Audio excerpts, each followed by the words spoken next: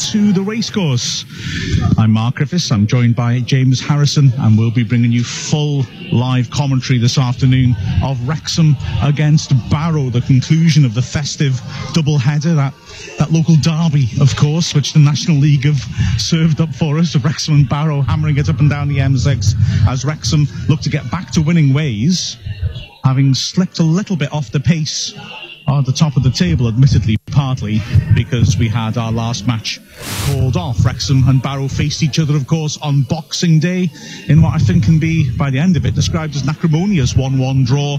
And so now the sides clash once more to see whether there'll be a more clear-cut conclusion. The Wrexham side, well, there's just the one change. Scott Bowden missed that match unwell.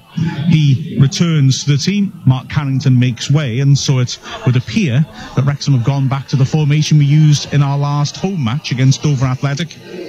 Holroyd on the left wings. That'll be Chris Dunn in goal, Kevin Roberts at right back, Manny Smith and Sean Pearson the centre backs, James Jennings at left back. On the right hand side, Paul Rutherford. On the left hand side, Chris Holroyd. In the middle, Marcus Kelly and Sam Wedgbury, and up front, Scott Bowden and George Miller. The subs for Wrexham: Christian Dibble, Jack McCreth, Latumba Masanka, Mark Carrington, and returning from injury, Akil Wright. The Barrow side, well, they had a very unhappy time about 2 days ago. Their game wasn't postponed. They might wish it had been, because they lost at home to Solihull Moors. So they've made some changes. Joel Dixon stays in goal. The back four of Jack Barthram, Jimmy Dunn, Musa Diarra and Callum MacDonald. Donovan Makoma, Asa Hall and Dan Jones are in midfield, and Harry Panayotou plays behind the front two of Adi Yusuf and ex-Wrexham target man Jordan White, returning to the racecourse where of course he was last season. On the bench for them is a bit of experience: Grant Holt, most obviously, Paul Bignut, Tony Diane, Byron Harrison and Bedsente Gomis. So, an interesting one, James, as Wrexham look to get back on winning ways. Any surprises in that lineup? Specifically, I suppose, the idea of Holroyd playing out on the wing again. Yeah, I mean, obviously he accommodated that position against Dover. I think it is a little shoehorning players in to fit the system. I feel a little sorry for Carrington in the fact that I thought he was the better of the midfield two against Barrow on Boxing Day. But obviously Wedgbury is the more sort of rounded, I suppose, midfielder of the two, and you can't really afford, it was evident against Barrow, our midfield got bypassed and there wasn't any creativity at all from it, and that's saying something with this season so far. I've not been creating a great deal. So I think one of Wedgbury or Carrington has to get sacrificed. Carrington, for me, had a good game, but yeah, realistically, I can see why Wedgbury's come in. I think Bowden and Miller both looked dangerous in the couple of games they've played together now. Miller was very unlucky. He's always willing to run, and what I'm impressed with, as I mentioned it on Boxing Day and I'll mention it again, is a lot of these strikers we get from higher up, the young lads, don't realise the offside rule, but Miller does seem to play it well. He doesn't. You can play the ball to him. He realises he can stay behind the defender and still beat him for pace without having to push that last shoulder. It's something that you see with Masanka and Reid so often getting caught offside when they don't need to be because they've got pace to burn. Yeah, Miller's an interesting one, isn't he? I mean, against Dover, you really started to see his promise in the way he was running in behind and stretching defenders, but timing those runs as well. Of course, he's a young lad and he's still learning his trade, but he certainly has shown already at a higher level in this that he can score goals. And I guess the one thing you really need him to add to that is that goal punch, especially because of Holroyd out on the wing. We've taken away from the danger area the man who has been scoring goals for us this season. Yeah, I mean, it's nice to see Akil Wright back in the squad and is back from injury, his name on the team sheet on the bench. I suppose with his absence, then you look at that lineup. I suppose it's possibly the most attacking we could put in, apart from McCreth maybe. I don't think you can sacrifice Rutherford, but you're right. You've got Kelly in there. You've got Holroyd in that midfield now. So you have got two players that are more attacking minded that might supply a little bit more ammunition for Bowden and Miller, and hopefully that's what we can do. But for all the crying out for a striker, and I'm one clamouring for. I think we need a certain type of striker. But regardless of what we do, we need to sort some more creativity out from midfield. I think that's the more important issue. The organisation and the coaching style has really helped defensively, and the structure generally how we play football, but we are just missing that spark really. And I think it's almost irrelevant who plays up front. I feel a bit sorry for some of the strikers because they're not getting necessarily the chances that they in numbers that they might get elsewhere or with the right players. But Miller, yeah, you're right, he is missing a goal, but I think he's shown enough that with his all-round general play that he'll create chances for others if he doesn't score one, and if he does get an opportunity, I think he'll bury it. There's a rigidity to the way we play in some ways, which has been our strength. The defence has been phenomenally good, and maybe our weakness, because as you allude to, maybe the problem up front, okay, I think if we had a high-class target man who could both score and hold the ball up, then all right, that would deal with a lot of the problem. But by the same token, maybe the strikers aren't getting quite enough to work with, and maybe this configuration, Kelly in the middle, a genuine attacking player on the flank in Holroyd, and Rutherford, who certainly has been in prime form, maybe that's an attempt to address that with the current personnel. Yeah, possibly. I mean, Dean's going to stick to this 4-4-2 quite rigid. We were discussing this off air before we got on. He's quite rigid with that's how he's setting out. That's how he wants the teams to play. That's how his coaching staff got it on board, and we'll have to accept that. I mean, for me, I still think this team screams out 4-3-3. I still think you could play Akil Wright, Wedgbury, and have Kelly as the free man in midfield to free him up, and we know he's capable of those passes. Yes, his pace may have gone a little bit as he's aged, and we're seeing a more vintage version of Marcus Kelly, but there's still a player in there. We just need to get him out. Holroyd can play in the front three. Again, we need that nasty target man, but then you could link players like Masanka, Reed, Miller coming in and give that Premiership sort of youth team player as part of that front three. I think we'd look more dangerous. But 4-4-2 is the way we're sticking. But whatever way we do it, we've got to get some creativity in there, because Akil Wright and Wedgbury, as much as they're workhorses and they do a great amount for the team, same as Paul Rutherford. Paul Rutherford is a Duracell bunny in there. He absolutely puts the shift in every time.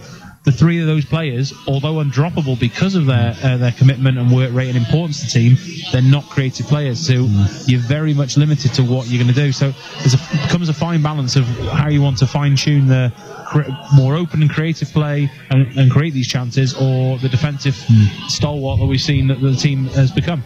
Yeah, absolutely. It's a fascinating balancing act for Dean Keats to handle. Let's have a look back at the first leg of this double-header then. The sides met on Boxing Day when they drew 1-1. Let's have a little listen to what first Dean Keats and then Mark Carrington thought of that match. I'm Marcus Kelly. Follow Wrexham AFC on Calon FM. Dean, is 1-0 the result reflects the performance? I think second half, yeah, it does. First half we played well. I mean, we conceded after the first 2 minutes. Obviously, we know what they're going to be. It's going to be tough coming in. We've got the long throw, got monster the long throw coming in, and every set piece is coming in. We've got 6'5" players in the team. That's how they operate. Obviously, we're disappointed with the first goal in the first couple of minutes. Obviously, we knew what was going to be on down. Obviously, as I said, obviously after that half, we acquitted ourselves quite well. Being obviously lads defending for their lives. We won the first headers and we've winning on second balls. First half, we played well, moved the ball well. Obviously, second half, we got kind of sucked into the way they operate, and obviously a bit of a turnover. We didn't really make as many passes as we need to. But then when we did get good areas, the final pass or the final cross to say didn't really give us the opportunity to get the winner. When you can see that for 2 minutes, just how much of your game plan just chucked out the window? No, I mean, obviously, look, it wasn't if it was going to be conceded after a phase of play. We knew obviously what they're going to be about. Obviously, they tried to get you into your final third, and then they're going to put you under immense pressure by long throws and any set piece coming straight and winning goals. As I said, we're disappointed. We won the first header. Sean won the first header. Obviously, we just react quick enough to get it there and win the second one on the before they could put the cross back in. And obviously, it's disappointing. But give the last credit, we kept going, and I thought first half we moved the ball well. Once again, Sean Pearson scoring when it means the most. Yeah, obviously, we work on set pieces, and obviously Miller's put a great ball in, Sean's arriving here. Obviously, we're just disappointed. As I said, second half we didn't really move it as well. We kind of got sucked into the way they operate. Obviously, Sean's he's gone off at the end there. Yeah, he's gone off at the end. I mean, some of that that's happened that shouldn't even be considered to be an off-hand football pitch. When somebody's trying to go somebody in the eye and he scratched on his face and his eye, and he shoved his fingers in his face and in his eyes. Obviously, if looking back, obviously, from speaking to the referee, I've asked him to look back at it, because for me, that's an absolute disgrace what the kids trying to do, sure. I'm Mark Carrington, follow Wrexham AFC on Calon FM. 1-1 here. Does the result reflect the performance? I think first half we did well, and we showed great character to come back from conceding so early. We didn't go under, which I think a lot of teams could do here with how much pressure the balls they put into the box. We got back on terms and we were miles a better side, and I think it's just a bit lack of quality in the final third. If we got that right, I think on another day we'd have beat them, and I think we definitely feel the 2 points dropped. Just how disheartening is it for you when you start off 2 minutes into the game, you go goal down? Does the game plan change at all? No, not when you concede that early. I mean, it's just unfortunate that we didn't get tight to the cross and they scored, and that needs to be better. But as I said, we showed great character to come back from that, and we got on top, and we were much the better side. As I say, just a bit of lack of quality in the final third made us a draw, really, not the win. You won the corner that eventually Weathers put in. Sean, he gets the goals when you most need him, doesn't he? Yeah, made a rare run forward, got the corner. But as you say, the skip, that's why he's a skip. He's in there and gets the goal, gets the vital goals when we need him to pull through, and he did. And it's just unfortunate that we didn't go on to win the game. Yeah, obviously we're in the middle of this festive period. It's 4 games in 10 days. It's always important, even if you're not going to win the game, just not to lose it, isn't it? Yeah, we need to get a little bit of momentum going now and make sure that this busy period it can make or break you if you get some good results and stay in the pack, and gets you in good stead for the run-in. I'm Chris Holroyd, follow Wrexham AFC on Calon FM. So there you go. Feedback from the last match against Barrow. Before we discuss that, the teams are just out on the pitch. Just to mention a different hashtag for today. A half-time, James and I are going to do a review of the year 2017, and so we're asking you if you've got any considerations for the best game of 2017, the best goal of 2017, the best moment of 2017, and the best player of 2017. Then use hashtag WXM17 and we'll look through your suggestions, and we'll chat about the year that's been. A year which started horribly and improved, I think, is the most reasonable way of putting it, I think. Anyway, back to the game today, and before we just recap the teams, there's the elephant in the room, isn't there, James, which, as I mentioned in Dean Keats' interview then, the incident with Sean Pearson. Adi Yusuf, the Barrow striker, who's starting today, caught him across the face. Pearson had to go off injured. Wrexham need to keep their, apologies for the phrase, their eye on the ball rather than look for retribution, I think, don't they, today? Absolutely. I mean, you had Sean Pearson on here a few weeks ago with the commentary, and he likes a battle. He likes that side of the game, and I'm sure at some point, if the right opportunity arises, he'll seek that retribution. But yeah, you're right. He collects yellow cards anyway. He's quite vocal towards referees. He doesn't need to get himself in trouble, but I think Sean's wise enough and canny enough to put that aside, or at least make it less obvious and possibly as clear as it could be. I don't know what you're suggesting. No, I think at the end of the day, the professionals, and Sean will say if he was asked, I'm sure it's 3 points first, but yeah. I'm sure if the opportunity arises, they're the nice 50-50 challenge may go maybe quite tasty. Quite possibly, absolutely. Anyway, let's look at those teams then. So Wrexham lining up with Chris Dunn in goal, Kevin Roberts at right back, James Jennings at left back, Pearson and Manny Smith at the centre, in midfield Holroyd on the left, Rutherford on the right, Kelly and Wedgbury in the middle of midfield, up front Scott Bowden and George Miller, the subs of Wrexham, Christian Dibble, Jack McCreth, Natumba Masaka, Mark Carrington and Akil Wright. We're about to get going here at the racecourse for full commentary of Wrexham against Barrow. I'm Sam Wedgbury, follow Wrexham AFC on Calon FM.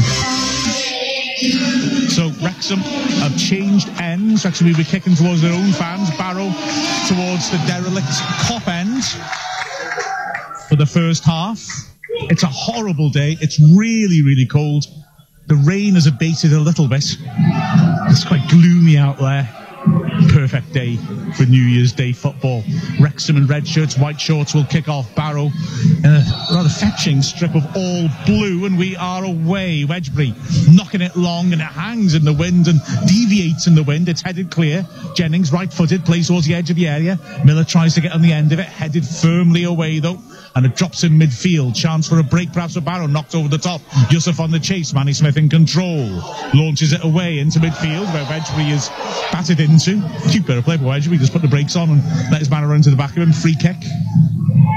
I'm just wondering there if the switch round from the half from Barrow is actually tactical, because out here it doesn't look the wind's too bad, but the way Manny Smith ball just hung in the air, then maybe it's a clever switch. I think quite possibly, as Wrexham squander possession from the restarts, but it's smashed straight back at done. It'll go to the thing we haven't mentioned, which again Keats mentioned in the pre-records we played, was that this will be a clash of styles in that Barrow a very long ball.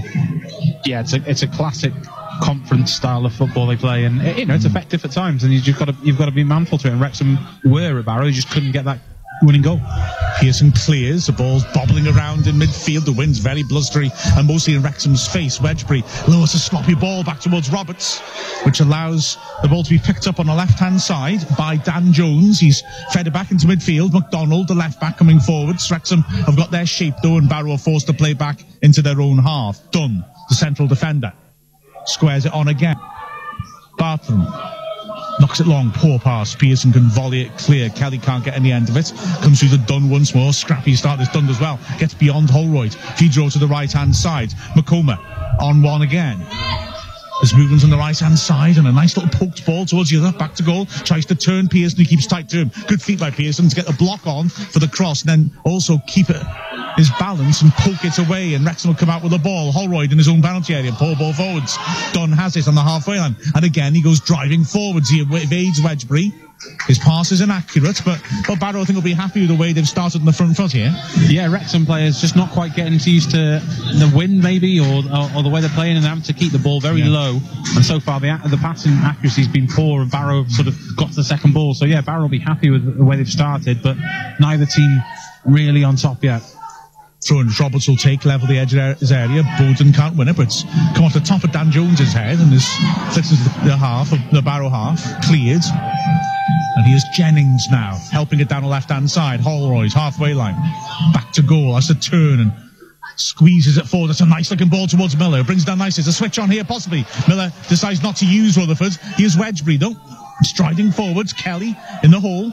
Can't turn away from his man, but he works it back to left-back. Wrexham's first spell of possession in Barrow's half. Nice ball around the corner to Red Jennings. And Holroyd seems to be tripped. Referee was right there, just tells him to get up.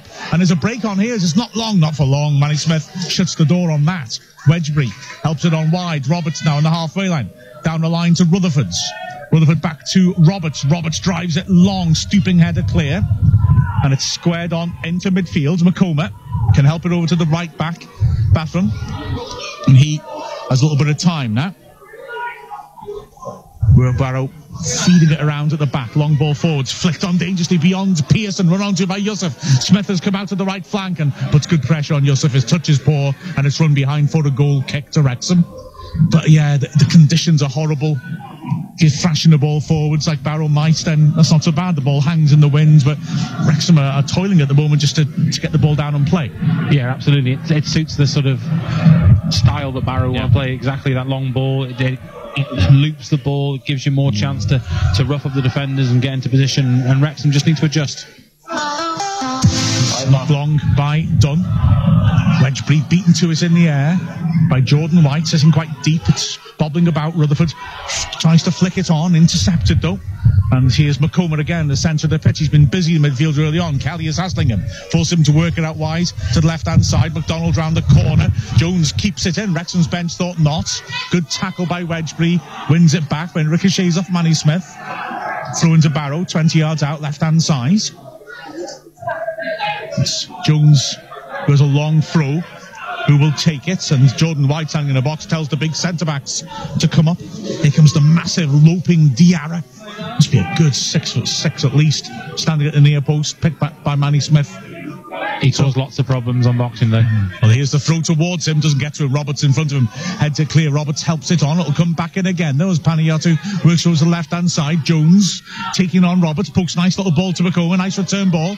Jones drives in across. It's deflected. And a good header away by Kelly. Bowden trying to latch onto it. Crunching tackle is an excellent one. And now Kelly can break away from his own half. Plays Miller in against the last defender. Miller gets the ball out from between his feet. Can't find the angle for a shot. Drills it in the second attempt. Hits it. The keeper pannies it out to Miller, who squeezed the ball back in the goal mouth. Doesn't find anyone but a defender. But that's what Miller can do, isn't it? It's what Miller can do, and it's what Kelly can do, given time and space, and pick those balls. Perfect ball, and Miller, in bed, done no slouch himself. He proved that Boxing Day when marking Miller, kept with him and put him under pressure. But Miller did well to get a good shot away, and almost got lucky with the second rebound. Yeah, he drove it well, didn't he? At first, looked like he wouldn't have the angle for the shot. Managed to do so.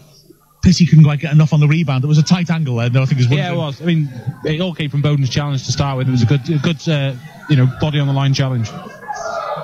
So, throwing to Barrow deep in their own half, right-hand side. Wrexham, the first moment of promise in the 6th minute of the game here on Calon FM. It's nice to work a keeper. Absolutely, yeah. Because although Barrow have had the better of the opening exchanges, they've had no threat thus far. Long throw back to the keeper is a slightly dangerous manoeuvre. It's worked, but it was hurled across the 6-yard box, and the goalkeeper, Dixon, had to come sprinting out of his area on the far side of the pitch where the throw-in was to launch it away as he was chased. It was really unorthodox, that. He smashed it straight through to Chris Dunn. He drops it on the floor and passes to Pearson. Manny Smith now. And Wrexham starting to settle into this game. As Smith carries it a long way into the Barrow half, and then Rutherford's pass touches poor when Smith finds him, and Hall tidies it up. McDonald finds Hall once more. Wrexham trying to box Barrow in their own half. They pass it around that nicely. And now Jones has it, carrying to the halfway line, squeezes a good ball into the hole. Jordan White helps it on. Yusuf has got Panayotou outside him, plays the Hall instead. Dreadful ball by Hall. Can Holroyd turn in time to get on the end of it? He looks to be fouled. Referee says not. And here come Barrow on the break down the right-hand side. It's Panayotou. He's got an option outside him on the overlap. He rolls it in, back from a good cross. Manny Smith does well to keep his balance 6 yards out and half volley it clear. Jennings under pressure does well. And Wrexham can come away again, but Barrow again looking sharp on the break, and once more the referee a bit lenient with a challenge that Wrexham felt should have been a free kick. Wedgbury thinks about an expansive pass, and the end decides he'll protect possession. It's Pearson who chips it cutely towards Bowden on the halfway line. Good foot in though by Diarra. And now Yusuf is trying to get beyond two Wrexham defenders. Manny Smith gets a foot in, and then does it again as Jones scraps in midfield. Wedgbury now. Scrappy, battling start to this match as we expected. Wedgbury's pass charged down by Hall. Yusuf drives forwards. Jordan White's gone ahead of him. Yusuf tries a little step over and is stopped by Pearson's block tackle on the edge of the area. It spins up wide to the right-hand side. Panayotou taking on Jennings, feeds it inside. Kelly intercepts, carries it forwards. Good ball to Bowden, who's found some space in the halfway line. Bowden helps it on, looking again for the pace of Miller, and again Dunn has done pretty well to cover him and very well to feed it back to his keeper. Poor clearance by him, nearly intercepted by Bowden. Barrow would have been in trouble if Bowden could have reached that. It skipped through to Chris Dunn. Well, again, that battle between Dunn and Holroyd, and the defender doing well. Yeah, Dunn, I mean, Diarra, you can talk about his size, and he's a threat going forward, and obviously if you put long balls in, then he's going to be able to deal with them. But I was impressed by Dunn on Boxing Day. Great pace for centre half. It looks like he looks a young lad, so that's one to watch. One to buy as backup for Pearson and Smith when we go up, This is Rutherford's caught in possession. He had a sloppy start to the game. He's tackled back well, but it's spun to McComb, and he helps over to the right-hand side, and Battlements again come forwards over the halfway line. McComb, signal from the bench is to switch. It comes across once more. McDonald over to the left-hand side. Jones slings in a miss-hit cross, which will sail harmlessly over the crossbar. The referee, Ryan Johnson, has let a few physical challenges go so far, and that sort of thing just might suit Barrow if they're more direct than we are. Yeah, you have to. I mean, I think the crowd have got on the refs back for the couple of challenges on Holroyd. For myself, I don't think they were fouls necessarily. I think Holroyd's played for the foul, particularly the first one. The second one, maybe arguably he could give, but I think the referee's all right so far. He's at least been consistent. He doesn't mind the just sort of he realises there's a little bit of physicality in football. Oh, it was a nice touch on by Bowden. Miller is 1-on-1 with the keeper down the left channel, drives it and puts it wide. Didn't get a proper contact on that, Miller. That's disappointing. Lovely touch by Bowden, and Miller couldn't finish. Yeah, great through ball. Great touch again by Bowden. Good link-up play of the two of them. Obviously, worked to put a few games together.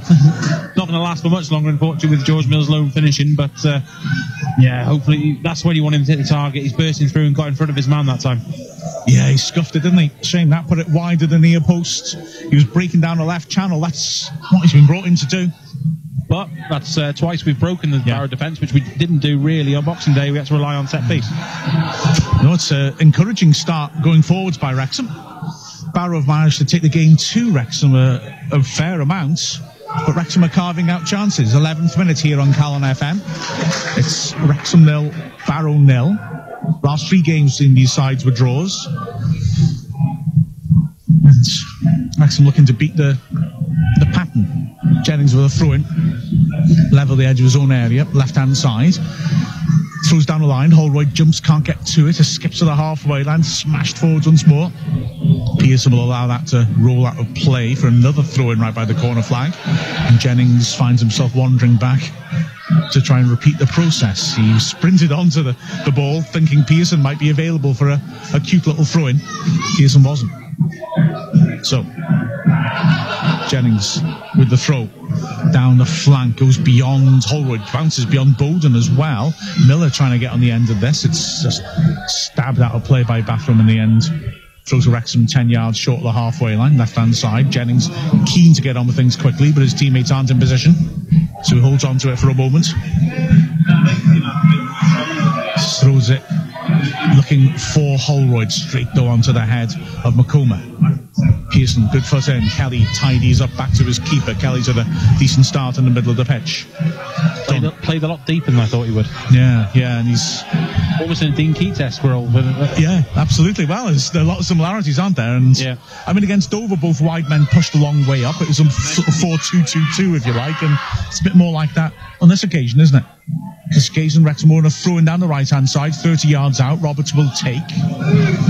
Roberts has got the strikers changing over on the edge of the box. Now Bowden offers back to goal, brings it down neatly, back to Roberts again. Roberts holding off his man. Oh, he's just about found Kelly. Nearly intercepted for now because Makoma committed himself. Kelly gets it and dives a shot, which is tipped over the bar by the keeper. Again, good effort by Wrexham. Yeah, good effort. Tempting ball across that Makoma should have got, but Kelly, balls to Kelly. Kelly can drive forward, got options. Barrow defence backed off, and he was right to take the shot and tipped over. Great shot. Probably not quite wide enough really to threaten the goal, but the goalkeeper had to deal with it at least. Yeah, certainly he couldn't hold on to it. Yeah, that was those teasing passes by Bowden, wasn't it? Then Makoma thought, I can't to this. He committed, didn't quite make it, and then it's a huge hole which Kelly ran into. Here comes the corner, under the bar, dangerously. Smith beaten to it by Dunn. That's Dunn the Barrow centre-back, of course. That's good work to keep it alive by Jennings, though. Kelly, right-hand side, couldn't find angle to play it in. Wedgbury, that's a cute little chip to the edge of the box. Holroyd trying to spin away from his man. He's forced wide, but he's still got it. Back to Jennings, who pops up on the right, onto his left foot, trying to take on Panayotto. He's patient, he's twisting, he's turning, he's got no real help. He's got to the corner flag, and he's slung a ball into the near post, which is headed away by Diarra. The crowd say he's climbing on Bowden. Certainly didn't think that. Bowden was backing into him.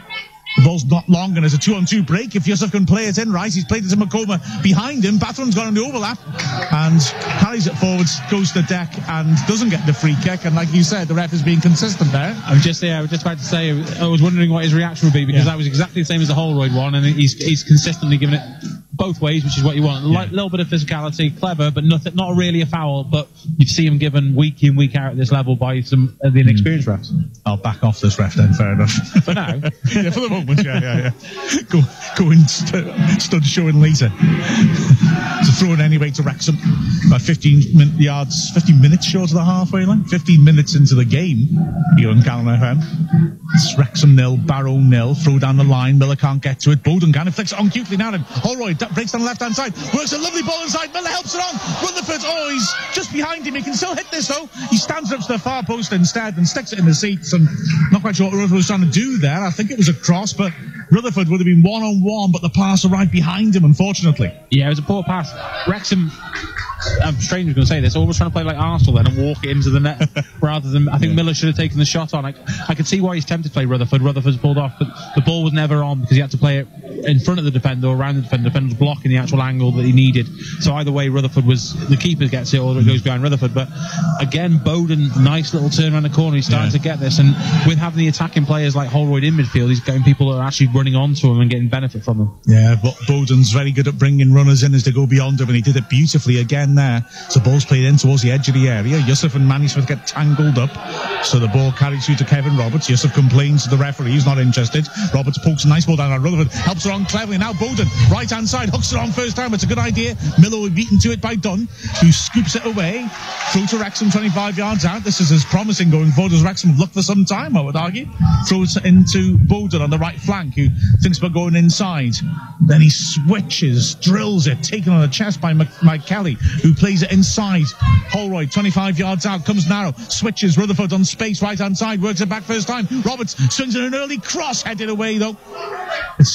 Pressure will continue though. Wedgbury squares it on. Roberts back to Wedgbury, 30 yards out. Good stuff there from Wrexham. Kelly. Crowd tell him to shoot. He works a little ball to the edge of the box as Bowden steps off. Feed it to Miller. Back to goal. Back towards Bowden. Poor ball by Miller. Makoma smacks it away, but good pressure by Wrexham. Absolutely. This is the type of pressure you see in the last few minutes when you're chasing a game at home and you put everyone's piling forward, and you keep that pressure and the Barrow can't get out. It's not that time of the game, and luckily, it's like you said, it's the most attacking we've been for a long time. There was a collision between the two managers on the side of the pitch there when Keats went to fetch the ball when it was cleared for the throw-in, which was ended amicably. And now we take it again as Bowden dinks it over the top, not quite enough backspin on that to keep it in. It was a really alert idea. Clever ball again round the corner. The problem is, like you said, Miller's not going to be here long because Miller's movement makes things easier for Bowden, doesn't it? Yeah, I mean, slightly critical perhaps. Bowden, when he flicked it on a couple of seconds ago, Miller had stopped, not expecting the ball. But I think that's Miller being clever about the offside perhaps on that one. So, but yeah, Bowden's got the option. He's got a clever runner alongside him. Wrexham win the ball back. Clever volleys passed by Wedgbury. It's knocked over the top. And a keeper comes out of his box. Dunn decides not to listen to him and volleys it away as the goalkeeper, Dixon, was swinging his foot at it. It's bobbling around in the centre of the pitch now. Nice work by Hall to work it over to the left-hand side. But Wrexham are pressuring in midfield and making it difficult for Barrow to pass it around. In the end, Rutherford he nearly nicked the ball off his man. And Wedgbury gets touched, tight, wins it back. Kelly onto Wedgbury. Great pressing that by Wrexham. Rutherford works it inside. Miller spins Diarra. Now then, here's an opportunity. Bowden's ahead of him. Miller, edge of the D, hits a shot. And just as he hits it, Diarra's lunged in and got the block, and it span wide for the corner. Good stuff, that again. Yeah, absolutely. If Diarra doesn't have 10-foot legs, Miller's getting a shot away then. But good play again by Wrexham. Rutherford, Wedgbury and Roberts all not giving up the ball there and really pressurising the Barrow defenders into making a mistake, and it gave Kelly the opportunity to break again. Since Wrexham have got into this game around the 10-minute mark, they're really piling it on. Still 0-0 though. Rutherford with the corner, left-hand side, lots of movement around the penalty spot, swung in towards the near post, and it's in! Holroyd with a glancing header, lovely delivery by Rutherford, and Holroyd lost his man, flick head at the near post. 1-0. 1-0, absolutely. I was about to say, you just said it, and this is going to be. You just said that Wrexham were dominating and looking for the goal. That's what we're missing. It's these times of play when you need to score. And I was about to say, you need to score while you're have the momentum with you. And we finally got the momentum. We got the goal. So far, 2018 starting in the right manner. But can Wrexham keep it up? We need to keep the pedal on the gas. We're dominating what at the moment looks a bit of a shell-shocked team. Yeah, absolutely. Lost at home badly 2 days ago, Barrow, and Wrexham have struck early. They need to now press on, but an excellent strike, that good set piece. Rutherford's 10th assist of the season. First Wrexham player to get in double figures with assists since Connor Jennings a couple of seasons ago. He ended up with 17 that season. Rooney who? Yeah, exactly. As I was looking that up this morning, he got 7, Rooney did. We were so excited last season about Rooney creating. Yeah. But he got 7, but Rutherford's just got 10, and Rooney was with us until, February, March? Yeah, I mean, Rooney does have the goals to his game that Rutherford doesn't, and that's like the only... But, work rate and assists, and you've seen what Rutherford's done so far. I mean, looking at that half-time debate that we're going to have, Hashtag Wrexham 17, your best player, best game, and all those memories from last year. Rutherford's got to be in that reckoning for one of the players of the year. I'm not saying this season, but as consistently good work rate. You've stolen my thunder. That's going to be my case at half-time. Well, I think we're both barking up the same tree there. I think so. As the goal kick's taken, and Wrexham are unhappy because Yusuf has fouled Pearson in going for a ball in the air. We've heard that before, haven't we? Remember on Boxing Day, the coming together between the two that left forced Pearson off the pitch, and as we all know, that doesn't happen too often. Yusuf gets a talking to from the referee, but no more. So Pearson will take the free kick in his own half as the Wrexham fans sing "Are You Chester" in disguise. Pearson hits it right-footed. Oh, it's hanging in the wind, but Holroyd's judges jump well. Flicks it on. Miller battling with Dunn, who just about gets there and pokes it clear. It's smashed long to Yusuf. That's a cute flick over his shoulder. Now then, Makoma, right-hand side, difficult ball from Detain. And Kelly, very lively, is there to intercept. And Pearson and he keep their head on the edge of the area and exchange passes. Wedgbury squeezes the ball back to Pearson. I don't think he expected that. Wrexham is still passing about from the back. Good ball by Kelly to Jennings, who loses it. Nice ball towards the edge of the area until Pearson intervenes. Good stretching tackle. Yeah, good play there, but almost overconfident. Like you said, the ball back to Pearson. He wasn't expecting it. It should have gone upfield. Yeah, Wedgbury pinged that back to Pearson when that was the release ball to Wedgbury to allow him to get forwards, wasn't it? Yeah, absolutely. And all along, Jennings stayed up the flank because Kelly'd covered for him. Yeah, and Jennings did lose it eventually. Kelly's having a good game, sitting in the midfield and dropping deeper, really covering. He was covering every blade of grass and being allowed to have time on the ball. It's a grim day here. The wind's howling, the rain's got up as an eerie glow, and here comes a long throw from Dan Jones, slung towards the near post. Pearson attacks that well, held up in the wind. That is good header to the halfway line. Now then, Miller back again, has got runners beyond him. He squares it nicely. Wedgbury now, 3-on-3 break. Wedgbury bursts down the right. Rutherford's gone over the top. Wedgbury looks for the killer ball to Holroyd. He's offside. Oh, that's a shame. The keeper saved it anyway, but the flag had gone up early against Holroyd's, but that was a real chance to break that. Yeah, it's a good break. Miller held up play well again. I mean, holding his man off for a good while there as the ball's coming to him, and the defender couldn't get around him or couldn't knock him off.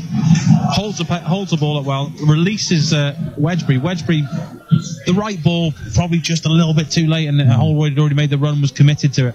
But Wrexham breaking it well, and what's nice to see compared to Boxing Day is we're actually playing from the midfield and playing with pace, which we haven't done, or certainly haven't done against Barrow Boxing Day or much this season. It's a long kick by the keeper, goes over everyone's heads. Jordan White's livid. He was the target. It soared about 5-10 feet over his head, and he's barking back as the keeper throw into Wrexham 20 yards out from their own goal, right hand side. And as James said, Wrexham need to press on from here and make sure that they've got a decent advantage come the break. Throw in taken. Jones heads it away. Kelly stoops and nods it round to the middle of the pitch. Holroyd coming central. Keep it. The referee, beg your pardon, gets in his way. He's done well to squeeze it across to Roberts. That's a hopeful ball to Jennings. He's got it right, and Jennings heads it nicely down the flank. Kelly scurries forwards, swings an early ball into the box. It's a nasty one. Hits Diarra, and it skims wide of his own goal for a corner. That was a horrible ball in, and his body shape was horrible. The centre back, wasn't it? Yeah, I don't know how that's not come for a corner. Oh, must have hit a Wrexham player? I thought it must have done. He certainly had a big swing at it, but intelligent play by Jennings then. The crossfield ball was the right ball, but in this wind, it just almost sold him short. But nice header into Kelly, and Kelly powered forward again and lost the Barrow midfield on his own and get good early ball in. Yeah, Kelly is really looking dominant in that middle of the pitch. Oh, another bad kick by Dixon. He puts it into the dugout. Through to Wrexham, 10 yards into the Barrow half, right-hand side. The rain continues to fall, and Wrexham continues to press. Roberts receives some instruction from Dean Keats as he hands in the ball and throws down the line. McDonald's able to take it on the thigh and knock it long. Yusuf backing into Manny Smith. Smith as well, just gets a foot round the side of him, gets a toe to it. Makoma then beats Kelly to a header in the air. Again, the referee allowing physical contact by the Barrow man. So don't mind, as James said, as long as he's consistent. So far he has been, to be fair. And Jennings knocks a long ball, it skips awkwardly, and for a second I thought Miller had managed to latch onto it, but it had gone out of play. Through to Barrow. I'm not saying it'll work every week, but what I do like about this setup with Kelly playing where he is in deep and Holroyd down the left, the players are quite interchangeable. Yeah. And it's been evident they've popped up in different places. Jennings is comfortable coming forward because he's happy, he's got cover. Wrexham complain again about an aerial challenge. There's a throw-in's taken. Wedgbury reckons he got a shoulder in the face. Free kick's given, nothing more. Yeah, the trouble is again that Ian Miller's movements is creating gaps. Here he goes now with a lovely run down the side of Dunn, but the ball hasn't quite found him. Tentative clearance by Dunn because it was hanging in the wind, and Bartram was in front of him, and he thought that the fullbacks were going to head it away. So, I mean, whether it's commentator's curse, and Dunn, he's dealt with it, and he's come to there with a couple of times, but he's not got confidence in his defenders or his goalkeepers. A couple of times he's jumped ahead and not listened to perhaps the shout he should have done. Yeah, so I want to make excuses for him because the swirling wind's making it tricky, but it may also be indecision as Wrexham have a throw-in, taken and given back to Jennings, who skins his man. That's a great burst by Jennings, and he swings in the cross and wins a corner. Great work, that little nutmeg in the middle of it. Yeah, good play again, takes on two, gets to the byline, delivers a cross, gets a corner. Take that every time. No. On Boxing Day, Wrexham scored from a corner on the left. Today they've scored from a corner on the left, and here's Rutherford, the ex-Barrow man, to take it again. He signals and swings it into the same sort of area, headed away. Ooh, there's bodies on the floor here. Wrexham is shouting for a penalty. It's headed cleverly back by Kelly towards the edge of the area. Doesn't find Bowden. Bowden, though, hassles his man. It's cleared to Makoma, and Wedgbury is going to have to win this from him. He hasn't. Ref looks to play advantage and stops when Makoma can't get to his feet in time to carry on. Free kick on the halfway line. The referee will have to stop Barrow here. They're not happy, but the ref's right. Barrow looked to take it from the wrong place. He blew his whistle to warn them, and they did it anyway. And the ball was still moving. They never actually stopped. But again, it was a fair challenge. He let play go on where he get the opportunity, and it deserved to go. Pulled it back to a Barrow ball. So I like this ref so far. Yeah, he did alright, didn't he? Jordan White completely messes up an attempt to flick it on in the air, gives it back to Wrexham in the wrong direction. Poor clearance still by Wedgbury, throwing on a halfway line. Yeah, and from the corner was the penalty shout, and we couldn't really see. It was way off the ball, but the free kick is played in towards the edge 6-yard box. But there was a Wrexham player in a heap with a Barrow player on top of him. Wrexham was shouting for the penalty. Yeah, Boxing Day, there was a lot more wrestling going on between the players. Diarra and Pearson really got into it early doors and had to be spoken to by the referee a couple of times, so it's been quite calm in that manner. Throwing taken down the flank. Roberts heads it partly away. Hall helps it on, but Manny Smith will get there first. Good challenge on him as he squeezes it down the line. It goes out of play, and to throw in to Wrexham. About 30 yards out from their own goal, right-hand side. 27th minute here on Calon FM. As Wrexham lead Barrow 1-0. So, Roberts, the ball drying under his shirt. He's looking around for options. Bowden's on the halfway line. Miller beyond him. Thrown towards Bowden, who can't get to it, headed away by Jones. Yusuf, though, can't hang on to the ball. Roberts takes it from him and works it back to his keeper, Dunn. Dunn on his left foot, feeds it out to the feet of Jennings. He's closed down immediately on the edge of the area and thinks about going back to the keeper, finds Kelly instead. Wrexham again, very confident on the edge of their box. Kelly to Jennings. Barrow committed 2 men forwards on the press. Wrexham fans get a bit nervous. There's a murmur around the ground, and Jennings clears well to Bowden. Good touch by Bowden. Finds Holroyd. Wrexham still in their own half, but building cleverly. Roberts into Wedgbury. Poor touch by Wedgbury. Great tackle to make sure there weren't consequences as he takes the ball from Jordan White. And here's Jennings now going longer. Miller backing into Bartram. Oh, it's good strength by Miller, and in the end he wins the free kick, and he's not a target man as such, but he's able to compete with the centre-backs like that, isn't he? Yeah, he is, and I know Carl mentioned it in the commentary last week that in his interview after the game, his first game, he said, well, his second game, sorry, he said he'd taken him a game and a half to realise what you need to do, then you have to be strong, you can't just go down in this division and expect it, you have to battle for it, and he's learned that, so he's obviously a clever player. So it's a pity we've only got him for a while, but you can see why. Yeah, exactly. He does look good, doesn't he? Free kick in midfield to Wrexham. Barrow have everyone back defending this. So plenty of height back there for them. So it's good they're doing that. Wrexham play it square, change the angle of it. Robert to centre to circle, chips it towards the penalty spot. Pearson jumps. Diarra punch it. Josiah gets it clear, but it's won back easily by Kelly from Makoma on the edge of the box. Early ball in is headed partially away, but Wrexham will keep the move alive. Rutherford back into midfield. Wedgbury helps it on. Jennings in the halfway line, down the line. Holroyd pops out there and holds his man off as he looks for angles. Goes back sensibly into his own half. Barrow still left themselves pretty deep. Roberts back to Pearson. He tries to knock the ball over the top, looking for Rutherford's. headed away, but Wrexham win the second ball. Wedgbury, right-hand side, down the line to Rutherford, 20 yards out. Now Rutherford needs an angle here. Oh, he's spun and beaten his man beautifully. Feeds towards the edge here, not the best pass, but the ricochet comes back out to Wedgbury. Roberts again, 20 yards out. Wrexham just knocking it around confidently. Wedgbury has chipped down the line, he gets it wrong, but again, Wrexham's moving it around well. They just maybe lack that ability to then switch it out of that area and find space. Yeah, almost overconfidence perhaps, just playing that extra ball they don't need to, and the movement is generally quite good amongst the players and they are finding space, but just not quite, just missing something. Throwing taken, Smith hooks it into the crowd. Yeah, there's been a couple of times we've moved it around nicely in a small area. You think, okay, draw players to you. Now you got to play that release ball, because there's space somewhere else now, and we haven't quite got that right yet, but you can see that's what they're looking to achieve, isn't it? Definitely. You can see what they're trying to do, and it's the work in the nice little triangles. You can see where the training grounds really coming in fruition here. Throwing 25 yards out left-hand side.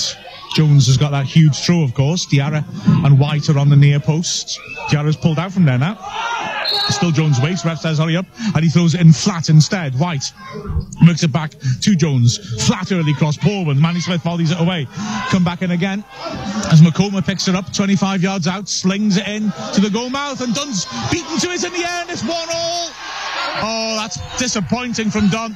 It was a poor ball then, it was keeper's ball, and he collided with Diarra, and it was tapped into an empty net, and very much against the run of play. Barrow are level. Well, you just said it, very much against the run of play, but my criticism of Dunn has been all season, he's not great when coming to claim catches. Yeah, there's a little bit of pressure on him, but I think that's bread and butter for a goalkeeper. It should be claiming that, really. And Wrexham find themselves pegged back when they don't deserve to be, and now it's about character. We know there's character in this team. We know that's what he brought into the building, as Dean keeps saying. Let's see it, because don't really need to change anything, because Wrexham have been the better team after that first 2 or 3 minutes when Barrow started the match. Yeah, real disappointment after Wrexham. Completely in control of this game, and then they've conceded through a goalkeeper error. And there have been occasions this season when I've stuck up for Dunn with some of the goals he's conceded, he's been criticised for, but there's no defending that. So straight from the restart, Holroyd edge of the area, tries left footed, but the keeper takes it comfortably on the half volley, straight at him. Didn't quite catch who scored it. Wasn't sure if it was Paniotto who got the final touch. I'm not sure, to be honest. I don't know. It's I'm going to have a sneaky look on Twitter. Yeah, we'll find out. The announcing was very depressed sounding. We do have a reverse angle camera there today, though, so we will have several views of that, I'm sure. Oh, yeah, great. Want to watch that one again, won't we? But it was a poor ball and really keeper's ball. Diarra's a big unit, clattered into him. Yeah. But not a foul, just poor handling. Big kick by Dixon. Wrexham will let Barrow back into this. Pearson gets it clear. Jennings knocks it long. Wrexham need to get their composure back here now. The ball's picked up left-hand side. Dan Jones clips it in towards the edge of the area. Awkward, and Jennings volleys it up in the air and then has to scrap for the loose ball and loses out to Makoma. Paniotto works it back. Bathroom feeds a cute ball down the line, level the edge of the area. Paniotto comes inside. Well done, Holroyd, who tracks the run of Bathroom well, intercepts and then turns away from his man and clears long. Miller up front, backing in, and can't win the ball. Dean Keats and the crowd say he was climbed on. I don't think so. I think Miller's backing into him, to be fair. I think he's just stood up. Yeah, he's just that big. It looks like he's climbing. Right, that's true enough. Long kick, Pearson misses out, and Yusuf blatantly shows Manny Smith. Referee's given a corner. Wow.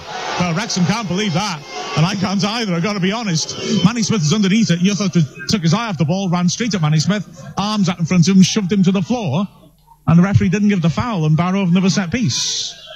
Yeah, I don't really know what to say after praising the referee, because he's allowed physicality, and there is physicality, and that was physicality, but there's a foul. There's also times when it comes to a foul and you can't just push someone over just to do them. No, that was over the line, that level of physicality, wasn't it, surely? But yeah, well, referee's given it. Not given it, shouldn't I say? He's given the corner. And the referee's now unhappy with some argy-bargy. Barrow sent all their big men to the far post. Literally, there's 4 of them just standing under the bar at the far post. And Wrexham, of course, their markers have gone with them. And then they've gone into a bit of a wrestling match. Problem is, Barrow will now target the goalkeeper, thinking there might be another error. Oh, absolutely. And it's up to Dunn to withstand that. Jordan White is being credited with the goal. Not sure if that's correct or not, but if so, ex-Wrexham man scores. but it was a goal which really should not have happened.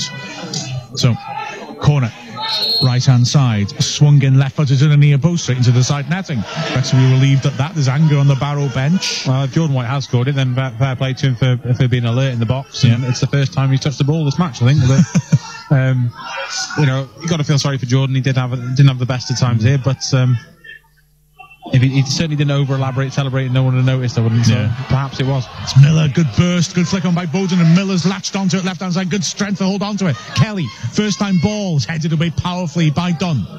Wrexham will retrieve it again in midfield. Pearson takes a touch, goes driving forwards, feeds it into the hole, a little bit of space for Wedgbury, who turns away from his man, helps on to the right. Roberts now, it's all very narrow.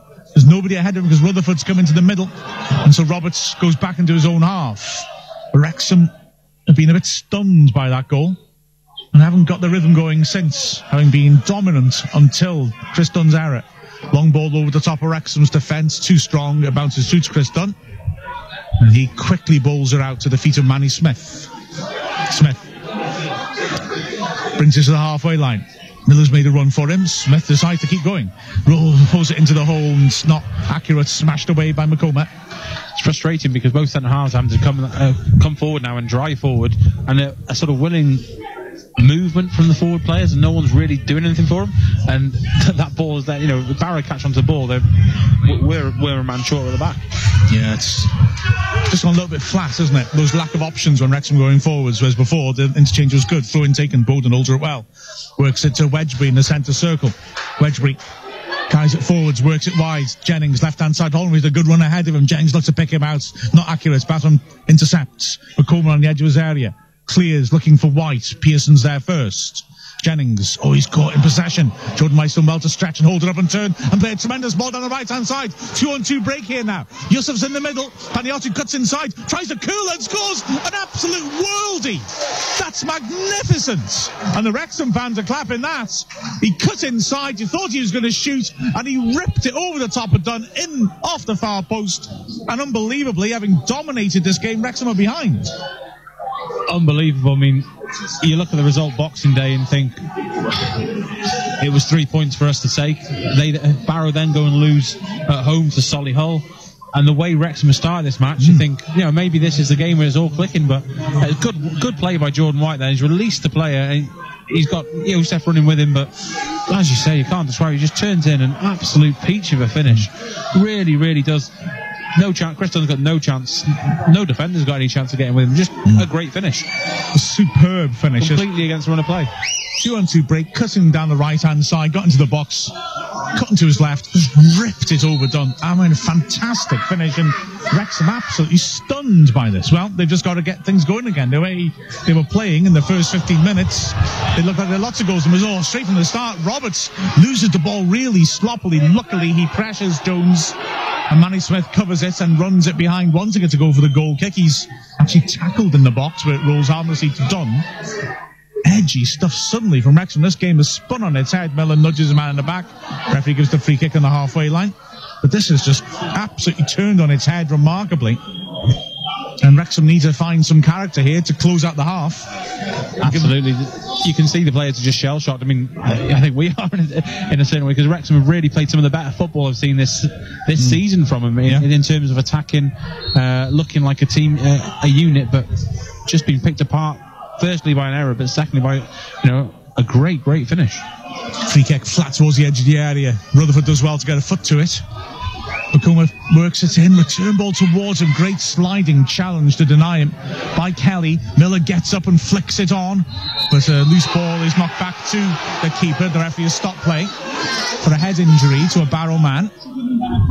And Wrexham were livid, but the fact is Barrow had won the ball back and played it back to the keeper, so we weren't exactly stopped in our tracks there.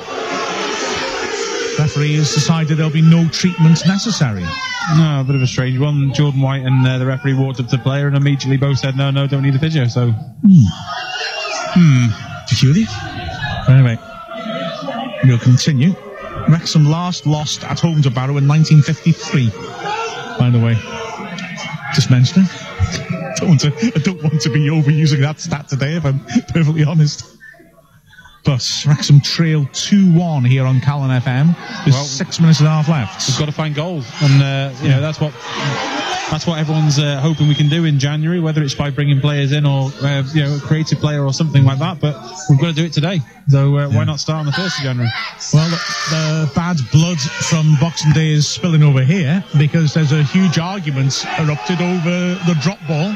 Barrow want the ball given back to them, but it looks like Wrexham are going to contest it. And there's all sorts of finger pointing and arguments, and well, the fact of the matter is the ref can't insist on you giving it back if Wrexham want to contest it. Not saying they should, but what can you do? And in the end, Wrexham have insisted it's given back to them. That's what the argument was about. And it is given back to Dunn.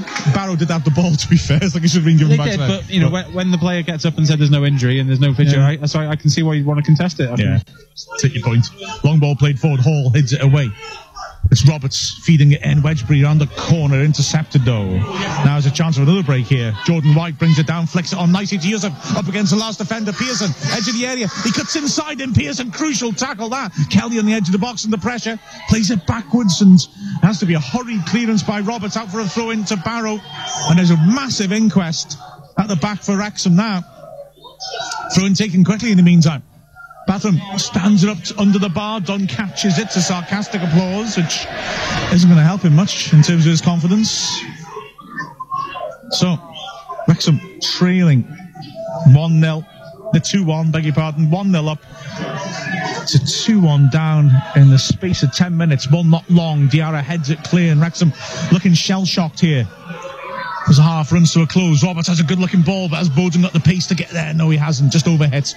Goes through for a goal kick. They've got to get that ball down again. They've got to work it around like they were in the first half hour. Yeah, it's almost like no one wants the responsibility. It's just in that passage of play there when we're just nice short passing and they're finding the feet, but no one really wants to take responsibility and knock the ball out and progress play. So they're sort of pinning themselves in, Wrexham, by playing it across the box or in the box, and that's inviting Barrow on and giving us pressure. And that's, you can see why the sort of the fans are getting on their backs a bit. Referee's just lectured Sean Pearson, I think, telling him no more lip. He's just called him across and very flamboyantly made that gesture of his two arms going across to say no more. Wrexham can't afford to be dropping points like this. Just seen Tranmere losing 3-0 at Fylde already, so with them hammering up the rails behind us, it'd be nice if we could keep them at arm's length. We've got to get our own business sorted first, and we're trailing 2-1 here as Barrow squandered the ball. Goal kick to Wrexham. Dunn will take it. Steps up, hits it, left foot is really struggling in that win, the way the ball dropped then. Yeah, as Bowden tries to turn it around, that's unlucky. Intercepted by Dunn, who works over to the left hand side. And then Jones driving forwards through the middle. Possibilities open up around him. He swings a good ball to the left channel. Yusuf drives a shot. Good save. That by Dunn. Driven inside the near post, and Dunn acrobatically parried it behind. Good parry. Yeah, good parry. So much time given to the attacker there. I know he made his own space with as he knocked it to his left, but was allowed a little bit too much room by Manny Smith there to have the chance to get the shot away. Yeah, it's the half of two halves. Wrexham's so dominant and then absolutely shell-shocked. They really need half-time. 2-1 at half-time. They'll take that to try and reorganise themselves. Here comes the corner, left-hand side. Poor one to the near post. Wedgbury clears it. They'll come back in, no. As it's dinked in towards the penalty spots. Taken on the chest by Pagnotta, but he can't turn. Manny Smith smashes it clear into midfield. Worked over to the left. Poor ball. Wedgbury intercepts. Now the break is on. Miller wants it early. Wedgbury squares instead to Kelly. Wrexham's got runners ahead of Kelly, and he's got acres of room to run into as he drives in the centre. 3 men on the edge of the area. Can he pick the right pass? He rolls it in rather behind Miller. He has to work it back. Barrow men bend the ball now. Kelly works it into the goal mouth. Smashed away by Dunn. Frustration from the crowd. Manny Smith makes it his. Heads towards the edge of the area, where it's headed partially clear. Manny Smith in midfield, squaring it on. Kelly rolls it down the flank. Jennings is there. 3 players burst into the box. He swings it in. Dunn heads it firmly away. Once more, throws to Wrexham off the edge of the area. Again, just didn't make the most of the breakaway. Yeah, wasted poor decision with the final ball there. That's a good break again. At least it's more promising from Wrexham. Throw in taken. Holroyd drives it into the goal mouth. It ricochets away from the keeper. Miller picks it up, works it back. Shooting chance to Wedgbury. He takes it past his man, pulls it in the goal mouth, and it's scrambled away. Oh, just wouldn't sit up properly for a player to hit it. Kelly keeps the move alive. Lifts it down the left flank. Chance again for Jennings to cross, swings in. It's flicked on, headed away by Dunn. Holroyd flicked it on dangerously. Throw to Wrexham. 30 yards out. Strong finish of the half. Yeah, it needs to, at least the crowd might come in, go into half time, at least expecting maybe a bit of a comeback in the second half. But it's still on. Wrexham are asking questions of the Barrow defence. Here's Pearson now. Carrying it forwards, threads a good ball to the edge of the area. Rutherford back to goal. Switches it. Wedgbury has got Robertson spit to his right. Wedgbury cuts inside instead. He might try a shot here. Pokes at the edge of the area. Rutherford back to goal. Back to Wedgbury. So crowded on the edge of that box. Wedgbury looking for options. Finds Manny Smith overlapping. Manny Smith 25 yards out. Draws around to him. Works it to Roberts. He stands it up into the goal mouth. Bowden jumps, but Dunn gets it clear. And now it's Yusuf looking to hold it on up front. Kelly lunges in and can't win it from him. Barrow looks to break. Smashed the ball over the top. Makoma will chase that. Wedgbury has to be alert here as Makoma bears down on him. Wedgbury, under pressure, wins the throw-in. Level the edge of his area, left-hand side. And the fourth official signals how long to be shouted on? 2 minutes only. Yeah, it's about right, really. There's not been any stoppages apart from the head injury that sort of fizzled out quite quickly. Throw-in, which Jennings will take. A dramatic first half here. Throw taken, flicked on, but decision's gone Wrexham's way. Can't quite work out what. Throw to Wrexham. 20 yards out from their own goal, left-hand side. Yeah, if you told me a quarter of an hour ago Wrexham would be losing at half-time, I'd have laughed at you. But this half has spun around remarkably. Jennings throws towards the halfway line. Headed clear. Jennings once more takes it on the chest. Drives it forwards. Flicked on, but Holroyd can't get on the end of it.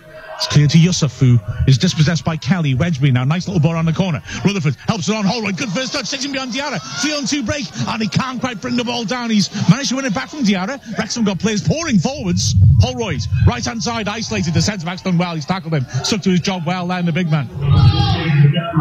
Yeah, he's done well then, and Holroyd's frustrated. Throw 20 yards out. Roberts will take.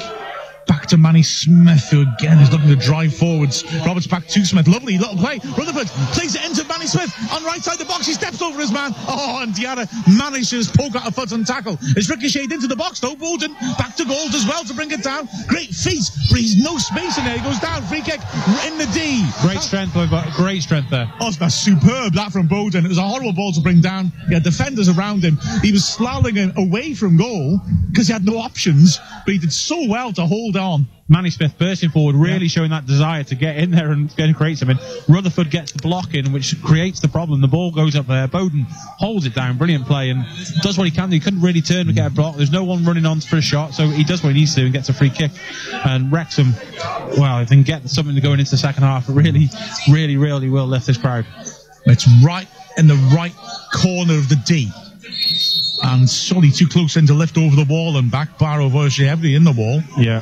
Wedgbury, Jennings, Kelly are standing over it. Wedgbury looks like he might be either going to tee it up or just stand in the way. It's Jennings who drills it. And in!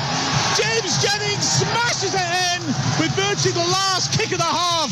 What a first half we've had here, and that makes a big difference. That makes one hell of a difference, and deserved over the half, really. Wrexham have been the better team apart from the sort of first 2 minutes and the last 10 minutes, but starting to get over that sort of shell shock, I think it was the only description. But I don't know what Barrow are doing. I mean, we talked about it, where the position of that free kick was. There's no chance you're going to lift it up and lift it down. Yeah. So all you've got to do as a defender is stand still, and for some reason they jumped, and it allowed Jennings to smash it through an unguarded far post. But yeah, we'll take that one. Certainly will. As restarts, and Jennings heads straight up in the air, does really well to win the second header. Holroyd now helps her on. Here's Kelly, and if he blows the whistle, just the Wrexham game surging forwards. Wow. Well, that was as exciting a first half as we've had here all season. 2018 looks like it's going to be fun after all. So, a half-time score here at the racecourse at half-time on Calon FM. Wrexham 2, Barrow 2.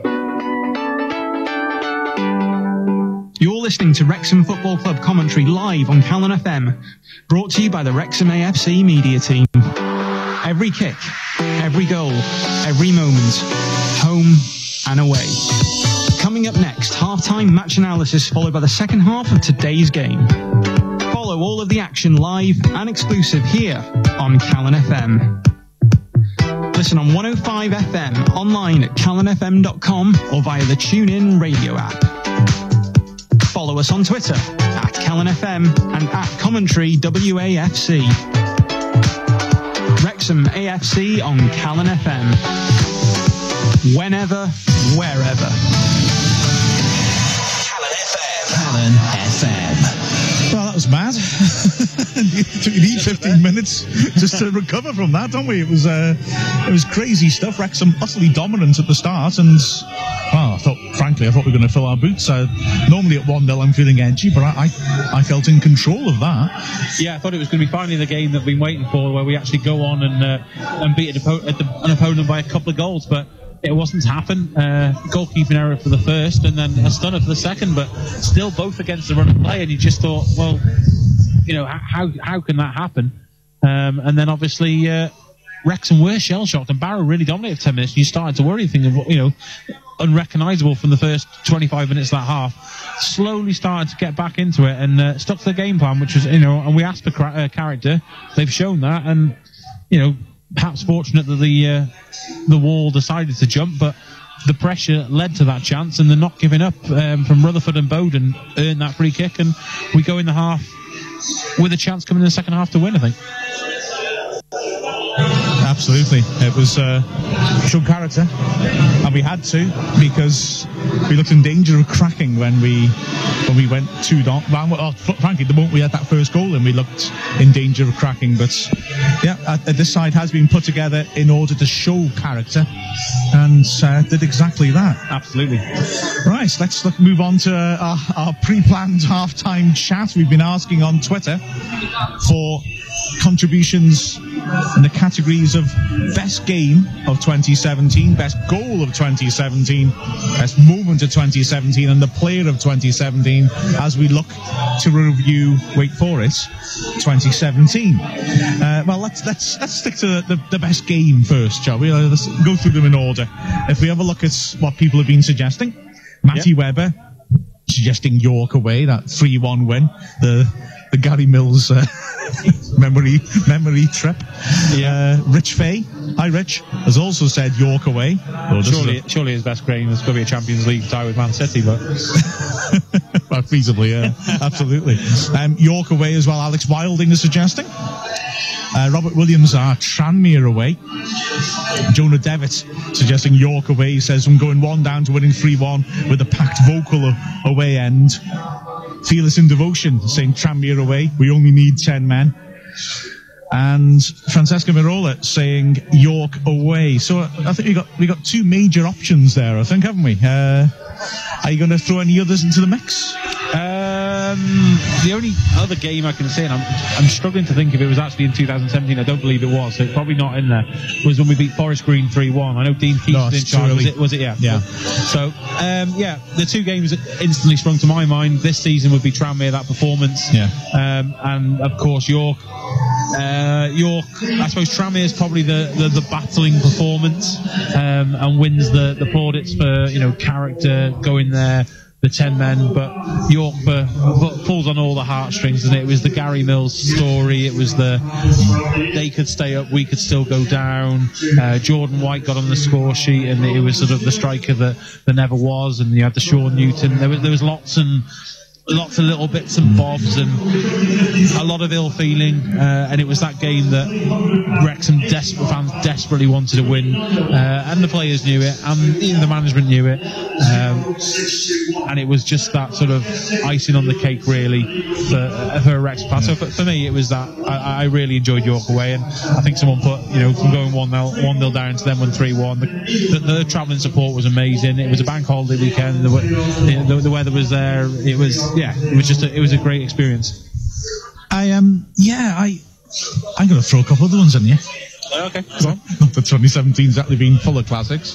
That Guiseley game, we won 3-1 here. When Masanka scores the overhead, when Rooney scores the World Cup, the world-class free kick. You don't get many games where you score awesome goals like that in a one match. I know beating Guiseley at home doesn't feel as special as going to Tranmere or going to York, but Woof. Yeah, I'm not. No, you're not going to convince me on that one. I think I like to see a good battling performance. I like to see, backs against the wall. So Tranmere, that's why Tranmere is up there for me. But the York one, just because of, as I've just said, or the nostalgia that went with it, and the club's been through a lot, and it just felt that it was a climax of that sort of, maybe you can start seeing the glimmer of hope in the future, and there was a sort of putting that to bed. So I think that's why maybe it's not the best game of football. And you're right, there were some great goals in that Guiseley game, and was that when Rooney came off the bench and scored two, and he can't start any games because of contracts, and all spilling over from the Mills era, obviously. So yeah, it's we've had some strange times if you compare the end of last season to the start of this season. Yeah, nice to be stable in some sense, isn't it? Yeah. I will, before we move on, that I've got to say, there is one other thing I've got to say. There's only one better way to win away to Chester and play them off the pitch, and that is to play quite badly at Chester but still win. I think that's sweeter, if anything. So yeah, I'm going to mention that anyway. Yeah, Chester results are always got to, winning Chester's always got to be up there. I'm going to say weather alert. It is horrendous out here now. Your notes, James, are blowing all over the place. There's the rain slashing down. It's going to be fun this second half. But anyway, we'll move on. At least we're sheltered-ish. Ish, exactly. Second one, best goal of 2017. Right, options, what have we had voted for? Leo Smith at York, says Matty Webber. That's a good call. Rich says Masanka at Guiseley, against Guiseley. Alex suggesting Chris Holroyd against Tranmere. Good emotional call, that, I think, as such an important goal. Robert Williams saying Masanka against Guiseley. Jonah Devitt is saying that it's Tums' bicycle kick. Nice use of the emoji there, Jonah. Won't see a better goal. Fearless in Devotion, best goal. Masanka overhead techers. Francesca Marola is saying Sam Wedgbury against Guiseley, which I've got to say, that was technically a really good goal. It wasn't sitting up for him at all. He did really well not to put it over the bar, especially as well as in the circumstance. I think that's an underrated goal. A bit like, hipster alert, look for Vose's other goal against Gateshead, because that technically is amazing. I'm not saying it's as good as Vose's dribbling past lots of different people in 4 different dimensions, Rick and Morty style, but my gosh, that is a heck of a technical goal, the second one. But anyway, that was in the past. But I think Francesca's right, that technically has a great goal by Wedgbury, but for me, you've got to go for Masanka. I see. Masanka got voted goal of the season, didn't he, for last year, and with that goal. And yeah, it was good. And it's Techers, but I don't see enough of it to credit him. Techers, I'm going for more than the fluke. To be controversial. So a goal can't be good unless someone scored other good goals. Oh no, it can be good. It was a great strike and it was a great finish, but I'm not that impressed by it. It was only an overhead kick. It was an overhead kick. It's great. Everyone likes their own style of goal. Someone likes that sort of dribbling in through someone, and some people like passing it from the back and all the way through. I like an absolute thunderbolt of a shot. And I think I'm going for the Wedgbury one. I also like the timing of it. I like the when the crowd gets up, like last minute winner when York scored for us a couple of seasons ago. Was it Cheltenham when we won 1-0?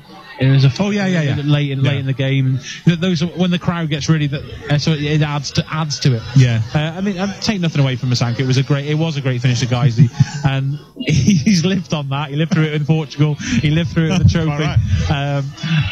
And I thought Rutherford's was a good goal a few weeks ago when he sort of he came in and had to half volley it to get the winner, sort of thing. But I mean, overhead kicks. It was a great technique, a great goal. But I just like thunderbolts. And I think my other favourite one, but I think you're going to tell me this was in 2016, was Eyes on the Clouds when he hit it from the edge of the box. No, that was 2017. That's 2017. That was a good goal, wasn't it? That was a good goal. I'll go for that one. Was my thunderbolt. But Wedgbury would have been up there if not that one. Fair play. That was a nice call. That good knowledge, good memory. Best moment of 2017. Okay, Francesca was going for Paul Rutherford jumping into the crowd after the Chester win. That was rather special, wasn't it? Yeah. Fearless in Devotion, pre-season in Portugal. The Reds returned to Europe. A smile of memory there for James. Jonah Davis singing in the away end at Chester after the game with the players on the pitch. Oh, that's a good. Oh, this is going to be tough to decide. Robert Williams bringing Manny Smith back and Sean Pearson absolute rocks. Alex, oh, this is nice. This is, I think, the last game, the Dover match. Saying, taking my little cousin to her first game and walking her out on the pitch. Yeah, that's nice. There's a great picture of that on Twitter. Recruiting another fan for the future. Good work, Alex. Rich as well, seeing so many Reds in Portugal. And Matty Walker being top of the league. What do you reckon? I mean, let's have a look at all of those and just put them into perspective. Yeah. They're all this season, which means that's very true. It's great to see that the positivity around the club is this season and everyone buying into it and getting there and getting behind Dean and build a budget and all that sort of stuff. I know there's negativity. At times fans get frustrated and we don't quite get the results we want, but you're right, we've been top of the league this year. We're still up there challenging. Yes, we know we need a couple of players and it's not quite the finished article, but so much positive from the end of last year when we were in a relegation scrap to now we're in a playoff scrap, perhaps a potential chance. So all that, getting involved with the players and having that unique relationship that being at this level allows you. You get more access to players because they're part of it. They're not perhaps chaperoned as much as they would in a club, maybe in the Championship or the Premiership. You wouldn't get access to the players like you do at this level. Yeah. But I'm going to go with a couple of people that said it, and I was there with Rich and so many other fans in Portugal. It was that Portugal trip for me was something special. Yeah.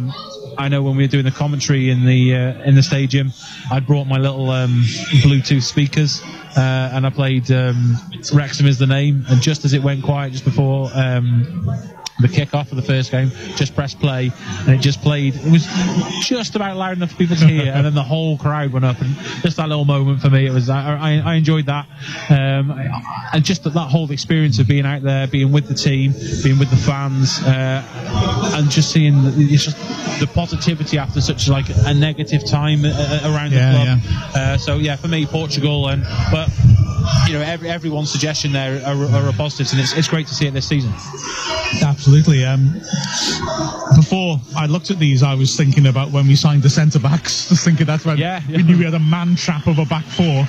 But yeah, I think you're right. Although I love Jonah's point about the players in front of the away end at Chester. Oh yeah, absolutely. And Tranmere. Yeah, absolutely. That's true. Yeah. Player of 2017, Francesca's gone for Manny Smith.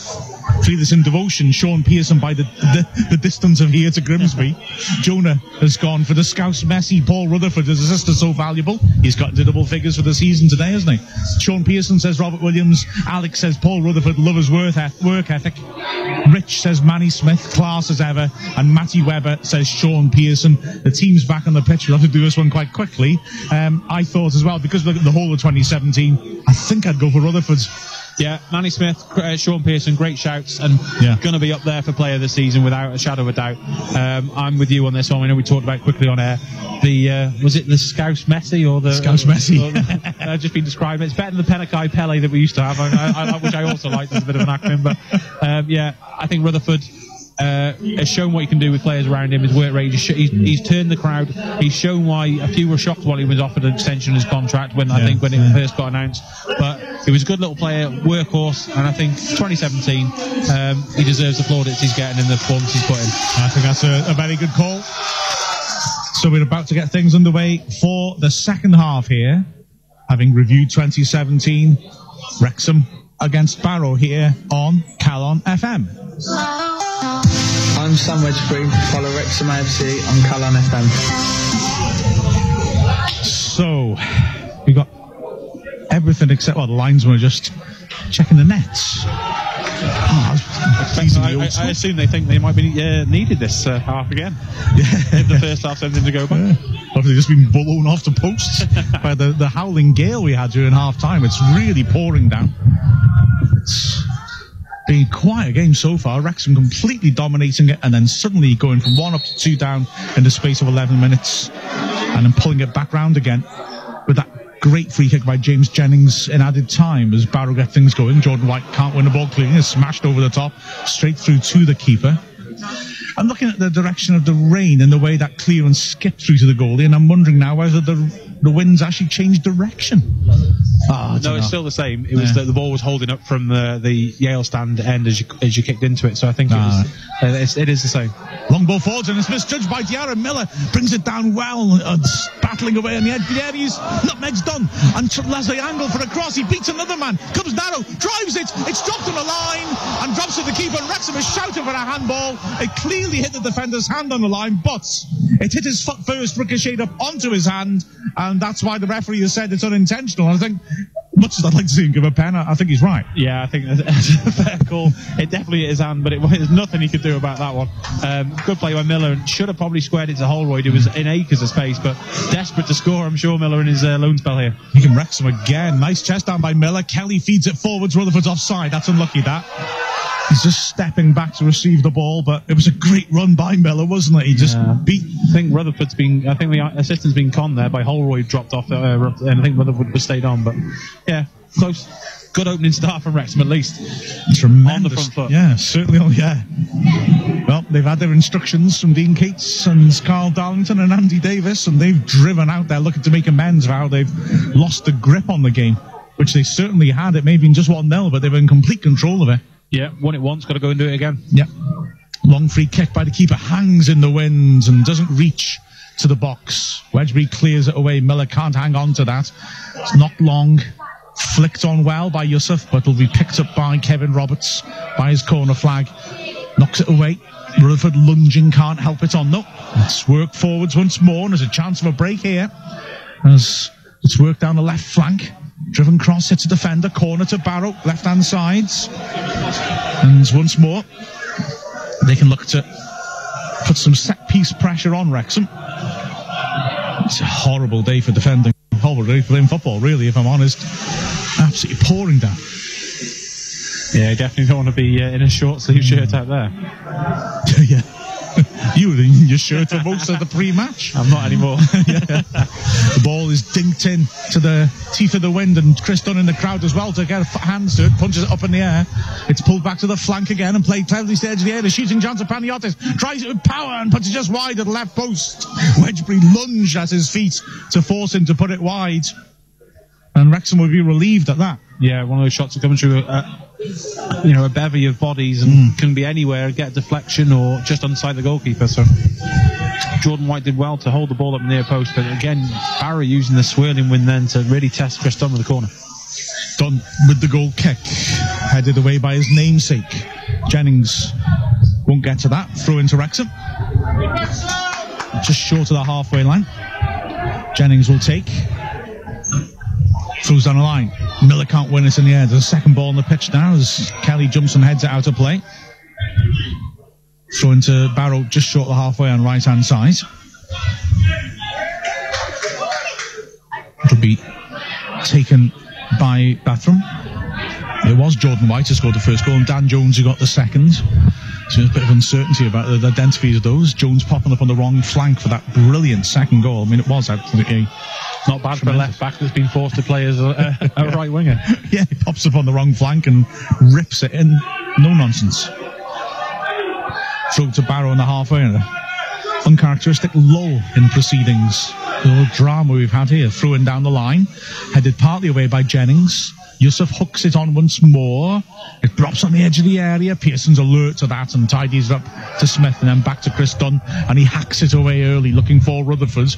It'll run away from him to McDonald, who feeds it down the flank. Intercepted by Roberts, but McDonald picks her up once more and squares it on. Dunn stands out to the right hand side. Paniotis, not the best touch, but he's hanging on to the possession. McComb works to the right hand side. Bathram.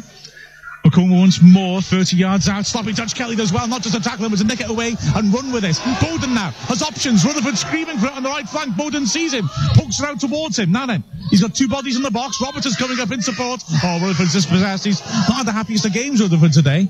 It's feathered to Jordan White, and then straight to the left-hand side. Wrexham with the offside flag, and it goes up. Rutherford's not quite happened for him, has it, today? Yeah, it's not quite happened for him. It's a pity then, because Bowden didn't quite have enough on the ball to him, and he was struggling when he came inside, and the players getting back to him. Wrexham take the free kick quickly, and Roberts feeds it, looking to feed in Miller on the edge of the area, and intercepted on the stretch by McComb. And now here come Barrow. What a crazy game this is. It's really open. Pearson against Yusuf. Good tackle by the Wrexham skipper. Manny Smith again with the ball to his feet, carrying it forwards. Wedgery's dropped off and taking it from him, and he goes steaming through the middle. There's space on the left here as Holroyd drops off narrow and feeds it onto Bowden. Return ball to Holroyd. Oh, he's taken late. That's a poor challenge. That's got to be a card. Dunn lunging in. Took Holroyd very late, and the referee gestures towards him with the yellow card in his hand already. That was a no-brainer for the referee, wasn't it, I think? Yeah, I think even this referee, with his tolerance on physicality, was giving yellow on that one. Dunn seems to be playing more in midfield, though. I know in the second half he seems to have popped up a little bit more and driven forward. I know he's dropping back for set pieces, but if you watch where his players, he seems to be progressing forward. This is weird setup for this free kick. Wrexham have put pretty much every player standing in a little square on the edge of the box. Barrow have 2, and there's about 18 players there, all milling together. Finally, it's swung into the middle of them. Wrexham player goes down. Pearson wants a penalty. Ref's not interested. It's headed clear. Kelly manages to smash it back in again to the edge of the area, where it's hacked away. Those sorts of wild balls forward aren't the worst. As Barrow break forwards well, McComber on the right-hand side now. He's held up by Kelly's challenge. Kelly got a card for that. He fouled a man in the build-up. The referee played an advantage, and then Kelly came back and hacked McComber down, and the referee has pointed to both and said that's a yellow, and I don't think Wrexham can complain about that either, No, can't really, but whether is this referee one of those ones that gets the card out in the second half? I wonder. But, yeah, I mean, in fairness, they're both fouls. You can't complain about that, but certainly the leniency seems to have gone from this referee in the initial stages. Well, I mean, I have a prejudice against refs who don't pull the cards out, as they often end up sending somebody off, I feel. And the guy's starting to show it. Oh, to be fair, both those yellows were cast down yellows, to be fair. Yeah. It is hammering down here. Dean Keats has got his hood up. And Wrexham defending on the edge of their area as the ball, arena's lashing into their backs. The ball's driven up towards the edge of the box. Flicked on well by Jordan White, but it'll bounce through for the goal kick. What I was saying earlier on when Wrexham are coming forwards, just hopeful punts towards the edge of the box aren't a bad pass in these conditions, because it's so hard to read the movement of the ball in the air, isn't it? Yeah, absolutely. It gives you that extra chance, and it is in Wrexham's favour. Although I suppose Barrow can lump that up, and hopefully it holds up in the air for them. But I think it will favour Wrexham more going into the attacking the Kop. Here's Pearson. He's fouled by Yusuf, is he? Ref doesn't give it. Wrexham are furious, and here come Barrow down the right hand side. Panagiotis cuts inside. Everyone comes a bit narrow for him though, and Kelly intercepts well again. Kelly on the edge of his area, back to Pearson, who stabs it on. Bowden heads it onwards towards Miller. Good strength again by Miller. Dunn was all over him. Miller's held him off, and then is pulled to the ground by Hall. Free kick in midfield. The fans again applaud Miller's endeavour. He wants a quick free kick. Oh, it was on that. Wedgery didn't spot it in time. He is just missing a goal, isn't he? That's all. Yeah. It was clever. Miller won the free kick and then realised there was a centre-back out of position, ran in behind, and that could have been just rolled to him when he'd been in with the shooting chance, and instead the free kick's played short. Kelly slings it in, keeper's coming, misses it, it goes behind for the goal kick. Jordan White running into his own box, and the keeper coming out to try and meet the ball. They both went for it, they collided, and the ball, wow, skimmed beyond and went out for the goal kick. Wow, what a mess. Yeah. Wrexham player at the far post couldn't almost believe his luck. If he'd have swung his foot at it, he would have had a chance, but you're not expecting that. So, near miss for Barrow. It's driven long. Look at that ball holding up there. He absolutely nailed that, and it's just sort of slowed in the air. Yusuf seemed to handle it, nothing given, and he's done well to regulate Manny Smith, who hacks him down. He'll be booked for that. I think Smith was angry about the failure to give the handball, and the referee has got his yellow card out once more, and that was again an easy yellow card to give, because Smith just made no attempt to play the ball and just hacked him as he turned him. Yeah, they are, but worryingly both sides are starting to accumulate these yellow cards, and the referee's happy to give them. I think Barrow are a side to get under your skin. I think we can reasonably say that. Yeah. And Wrexham need to be careful that doesn't happen here. They're getting a bit wound up. Yeah, because when Wrexham actually play football, we've my second half and looked like the team we were in the first half for the majority of it. So, we don't want to go down to where Barrow force us to play not in their game. Free kick to Barrow then. It's about 35 yards out in these conditions. It looks a long way out for a shot. You might almost be tempted just to see what happened. It's slippery, it's windy, it's chipped in towards the penalty spot. Pearson, good header as he's seen to be fouled in the air. Ref gives nothing. Dean Keats is furious. Played back in. Pearson wins a more straightforward header. Rutherford does well to bring that down and squares it for Wedgbury. Only Miller's ahead of him. Typically Miller's making a run for that. And Wedgbury's playing a testing ball. Miller latches onto it right hand side. He's got two players breaking in the box. Miller tries to take on his man. He's dispossessed. He fights away. Is he being fouled? Linesman's right there. Doesn't give it. The referee's halfway across the pitch. He gives it. And now he's got a Barrow player shouting in his face. Yeah. What's the assistant doing there? It's right in front of him, and it's a definite foul, and the referee should not have to come up and do that. But. The referee's in a different postcode, and he's given it. I mean, bells. I mean, it's a foul. Yeah. It's not a problem, but you're expecting the assistants. You give referees a credit and abuse at times for their decisions, but they're not helped by people that are right in front of them. Yeah. What can you do? Well, it's a free kick. Kelly will take it about 10 yards out from the corner flag, right hand side. Lots of body signature already. The shirt pulling going on. Pearson. This is what it was like the Boxing Day. Well, Pearson there, he was a provocateur, don't get me wrong. Diarra had a handful of his shirts. You could see half of Pearson's back of the shirt rucked up. Free kick's taken now, swung under the bar, dangerously good header, clear that by Dunn. And it'll be brought away down the right-hand side, fed forwards to Makoma. He's only got one man in support. He's done well to hold off Wedgbury. He's done very well to hold off Wedgbury, and he switches looking for Panayiotis. Good ball. 25 yards out, he brings it down his chest. He might try a shot here. He might slide a through ball for Jordan White. Great challenge by Wedgbury. White was about to finish, and Wedgbury did a tremendous tackle. Absolutely great time challenge, because it's Jordan White's all he's got to do is swing his leg at it, and it's him and Chris Dunn. So Kelly feeds it forwards. Holroyd has to go back to him. Wow, what a tackle that was from Wedgbury. Here he is now in midfield. Manny Smith picks her up. Oh, it's not raining. That's a shock. Smith's got loads of space again to carry it into. He drives forwards, works into Roberts, leverage area, right-hand side, taking on his man. He checks back out. He's got no support. Smith has stayed up there. Wedgbury, 30 yards out, squares it onto Kelly. Wrexham patient starts again. It's all very narrow. Fans tell him to shoot. That's not the best option. Kelly looks wide, and again, there's nothing there, and he's annoyed. He has to go backwards to Jennings. He stands it up. That's a nice-looking ball. Bowden, the other side. There's a cute little nod back by him to Roberts as well, but the flag went up against him. Yeah, no option really for Jennings. Kelly's just it's forced back because there's nothing out to left-hand side, because Holroyd's come into the centre looking for to support the strikers, and Jennings can't bomb up because Barrow have left men up top. And because Roberts and Smith have both gone forwards in the attack. Yes, there's a danger though, isn't there, sometimes when we play like this. Rutherford and Holroyd want to come inside, but if they both come inside, we go back to that almost like last year when we were playing the Diamonds, just no width at all. And it becomes so crowded on the edge of that Barrow box. Free kick driven long. Jordan White does well to lay it off. Panayiotis taking on Kelly. He goes to ground. Referee's not interested. Barrow continue. Good tackle that by Jennings. Wedgbury on his own half feeds a nice little ball forwards. Rutherford's dropped off, turns narrow and helps it on to Roberts. 59th minute here on Calon FM. Wrexham 2, Barrow 2. Long ball over the top, and Bowden's after this. Oh, it just evades him. That was unlucky, that wasn't it? Just skipped off the turf beyond his reach. Yeah, clever play by Bowden. He gambled on the ball coming across. It did, but just the bounce took it away from where he was going, unfortunately. Diarra brings it forwards, feeds it in. Jordan White on the halfway and holds it out well. He's got an option out wide, holds it on well to give the runner an opportunity to get into position. Here it is, Jones chipping into the near post. Manny just gets his top of his head to it. It skims to the edge of the box. Panayiotis looking for the angle for a shot. Wrexham players surge around him. Shot taken in. Takes a deflection. Did it? No, it's just wide of the far post. That was desperately close. Yeah, he just dragged it through the bodies and out wide. Lucky, but good play by him. Good ordered play.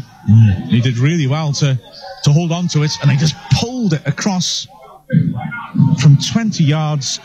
Went through a huge crowd just wide of the left post, because he had taken a touch off any of them and gone in. This is a wide open game there for the winning for both sides. Dunn knocks it long. Well won by the centre-back Dunn. Puts it straight into the hands of Dean Keats, who throws it to James Jennings. He immediately wants to get things going. Throw it down the line just beyond Miller. Smashed up in the air by Bathram. It's volleyed away.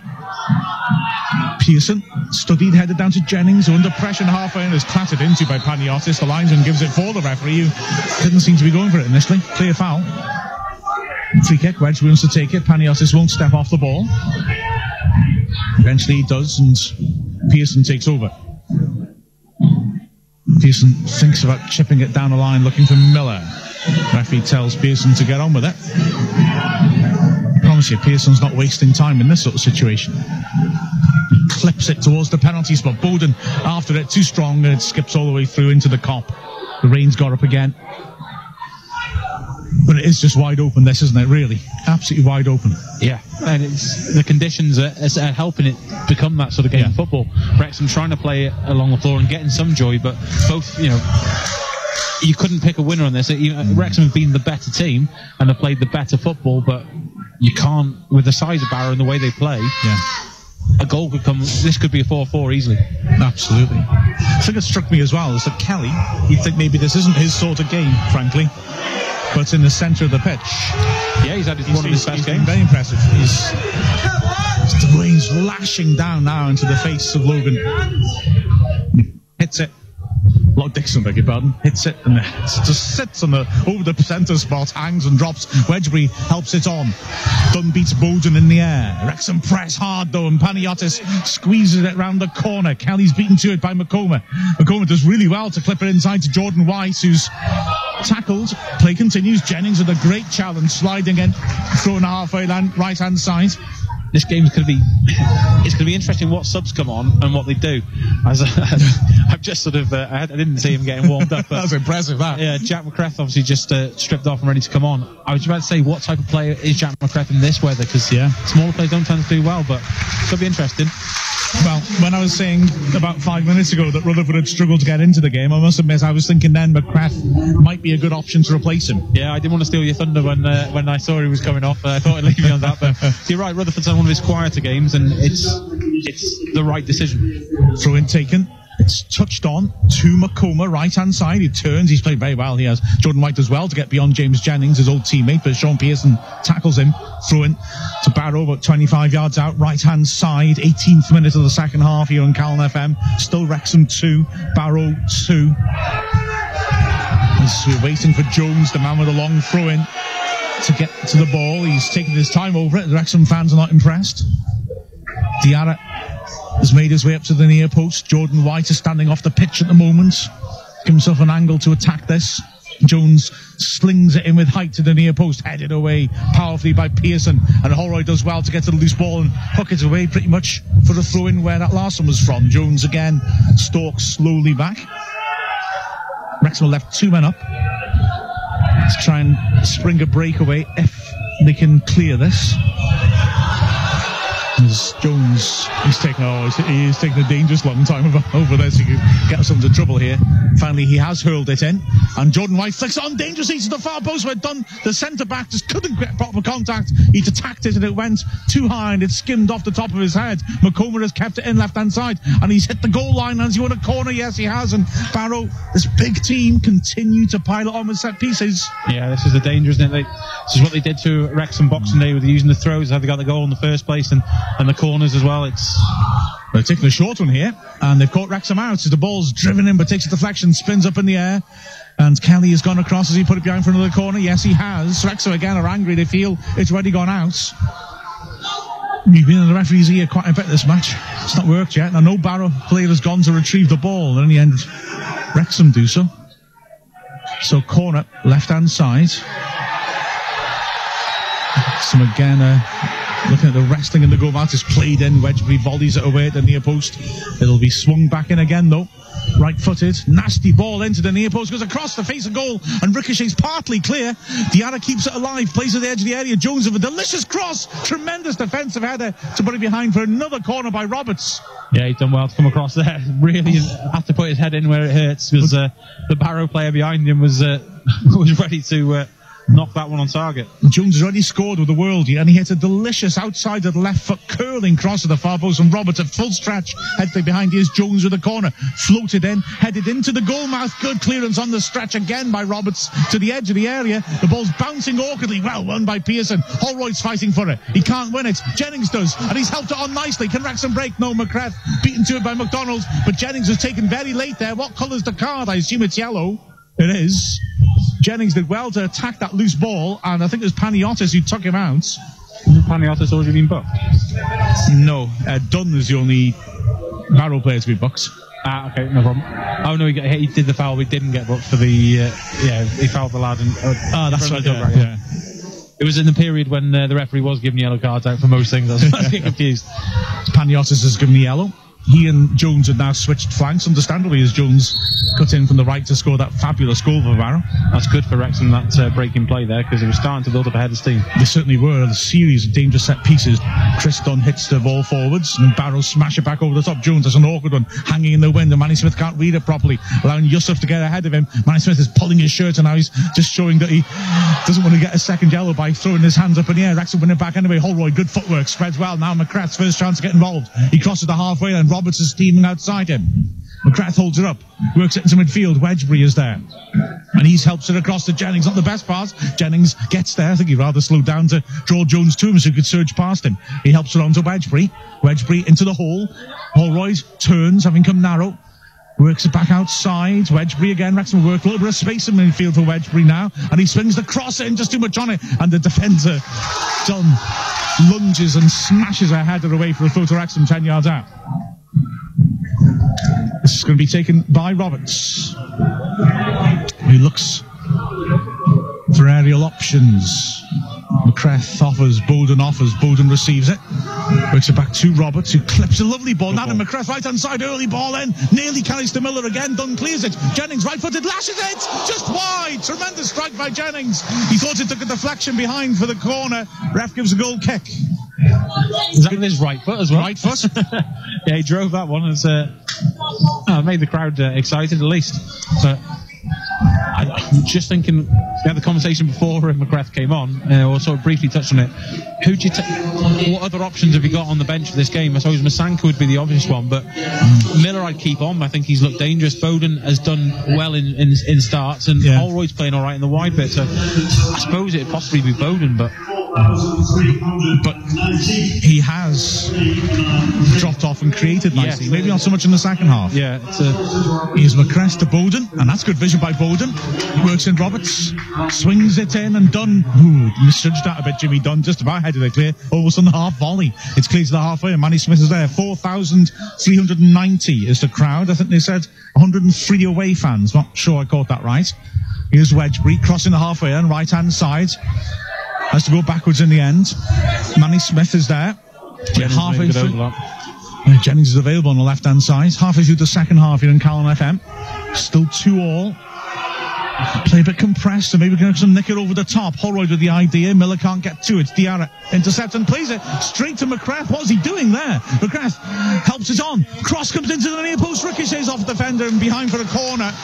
Wow, I don't know what Diarra was doing then. No, he was decided to help Wrexham for a change. Inexplicable. He just looked up and then rolled it straight to the feet of a Wrexham player. It was really peculiar. Anyway, it's a corner, right-hand side. The flags on the Kop are billowing around wildly in the wind. Green in swing it from Kelly. Pearson on the edge of the area, runs in the shirt tug, displayed short, back to Kelly, feeds it into the edge of the box. Holroyd turns, slices his shot wide. His shirt is being pulled. Wrexham complaining for the penalty. Referee's not interested. Goal kick. It was a little pre-prepared routine, and Holroyd couldn't get there properly because he was being held back. Yeah, it wasn't a bad little move, and Holroyd just couldn't quite get the first touch right to release the half volley for himself. But yeah, good little play. I mean, you could argue that this is not the team to play your cute teams against, because you are going to get people blocked off, shirt pulled. Yeah, I think so, but at the same time, I think don't even say it in a disrespectful way. There are a lot more hoofball and cloggery type national league teams that those little trickery things might just come off. So I can see where you're going with both points. It may work, it may not work, I suppose, but that's the risk you take. But yeah. It's Wrexham with a decent couple of minutes. Holroyd, who's been lively since the substitution, trying to send McCrath away, but is intercepted. Poor touch though in midfield by McDonald, and McCrath does well against his old team with a block tackle. He wins a throw in 25 yards out. Roberts is up there quickly to try and take it, but he hasn't got many options. McCrath's offering. Roberts is still hanging on to it, waiting for something he likes to turn up. Roberts throws it in the end to McCrath.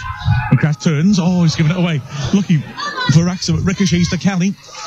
He finds Holroyd. He pops it back to Jennings. Jennings running at his man. Looks around the outside of Panagiotis. He's done well. He's got no support. He's won the corner. That's good work, that by Jennings. Holroyd a lot more permanently narrow since the substitution. Yeah, almost playing in that just behind the front two and allowing the fullbacks to get more. Jennings, I know he scored the goal, but he's had a quieter game coming forward. But in the second half, he's really started to have to come forward, and you can see his dominance coming from that left back position and coming up. Roberts has been the one to sit back a little bit more. So, corner left-hand side, McCrath will take in the absence of Rutherford.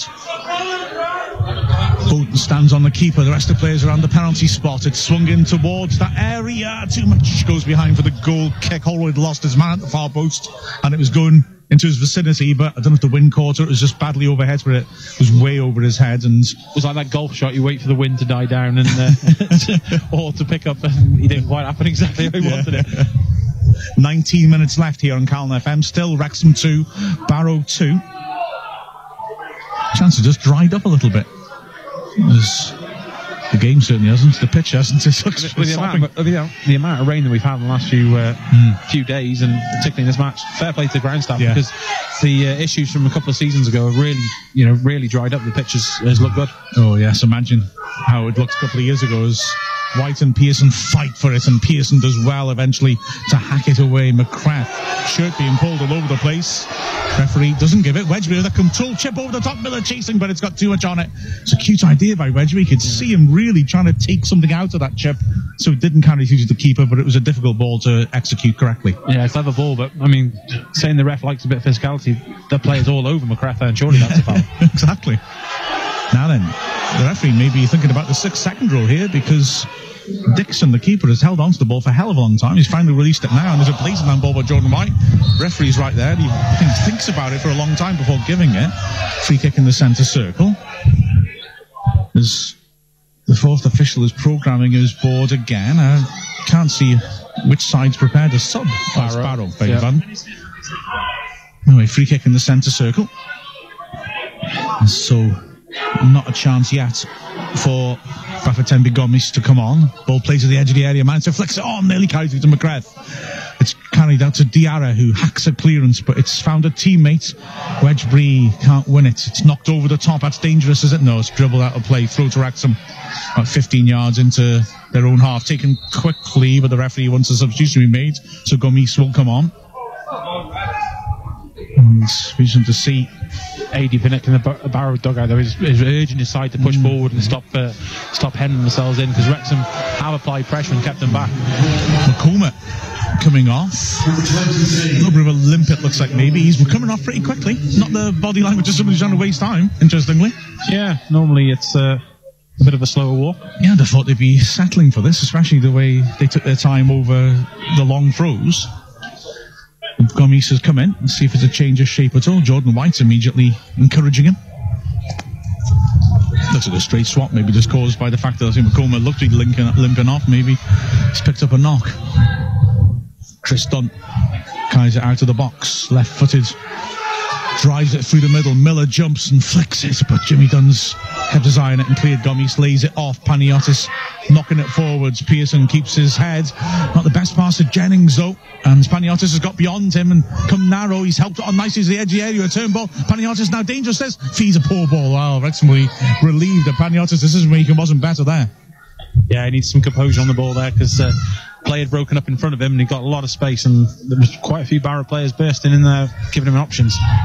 Goal kick taken short. Kevin Roberts feeds it down the right-hand side. McCrath on the halfway line.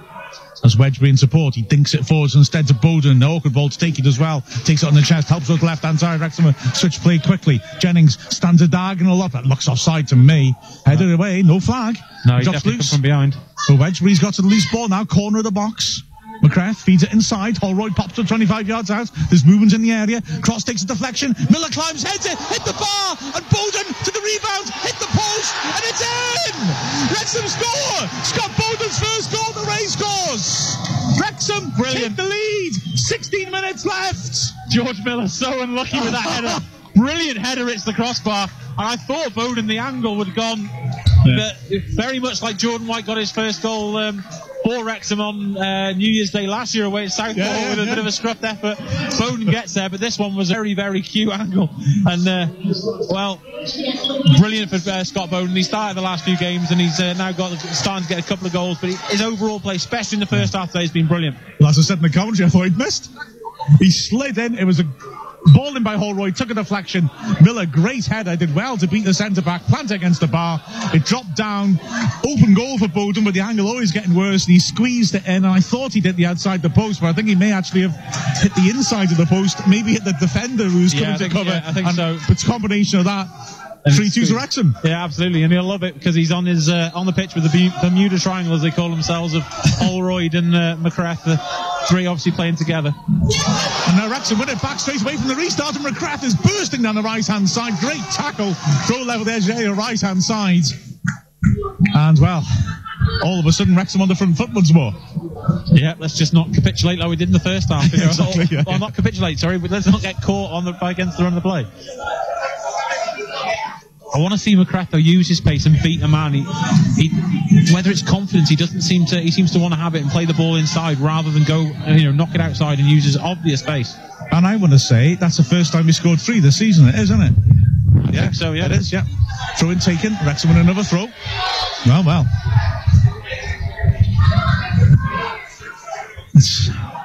Roberts will take. Level edge of the box. Lots of booms at the near post. Bowden's after it. Receives. Brings it down by the corner flag. The arrow's all over his back. Bowden turns and squeezes across into the neighbours. No one expected that.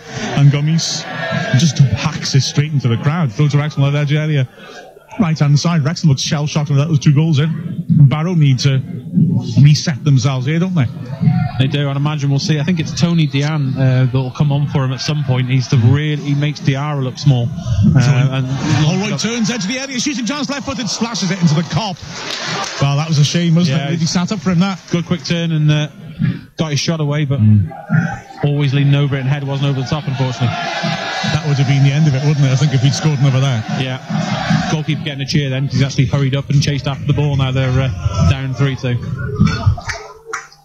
It's going to be a goal kick then. Wrexham 3-2 up, long through the middle. Yusuf backing into Manny Smith, bounces beyond both of them.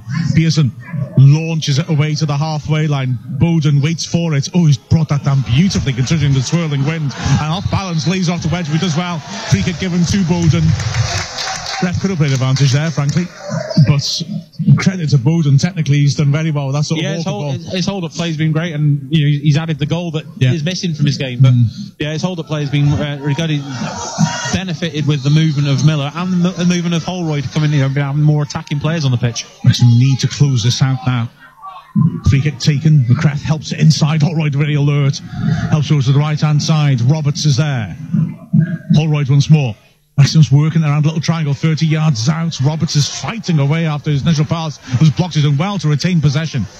The rain's lashing down stronger than ever. McCrath skips outside his man, level the edge of the box, looks for support, plays it in, and Roberts comes in narrow. It's nice work. Guy's edge area, driven shot by Holroyd, goes wide to the left post. The fans gasping. Keeper had it covered.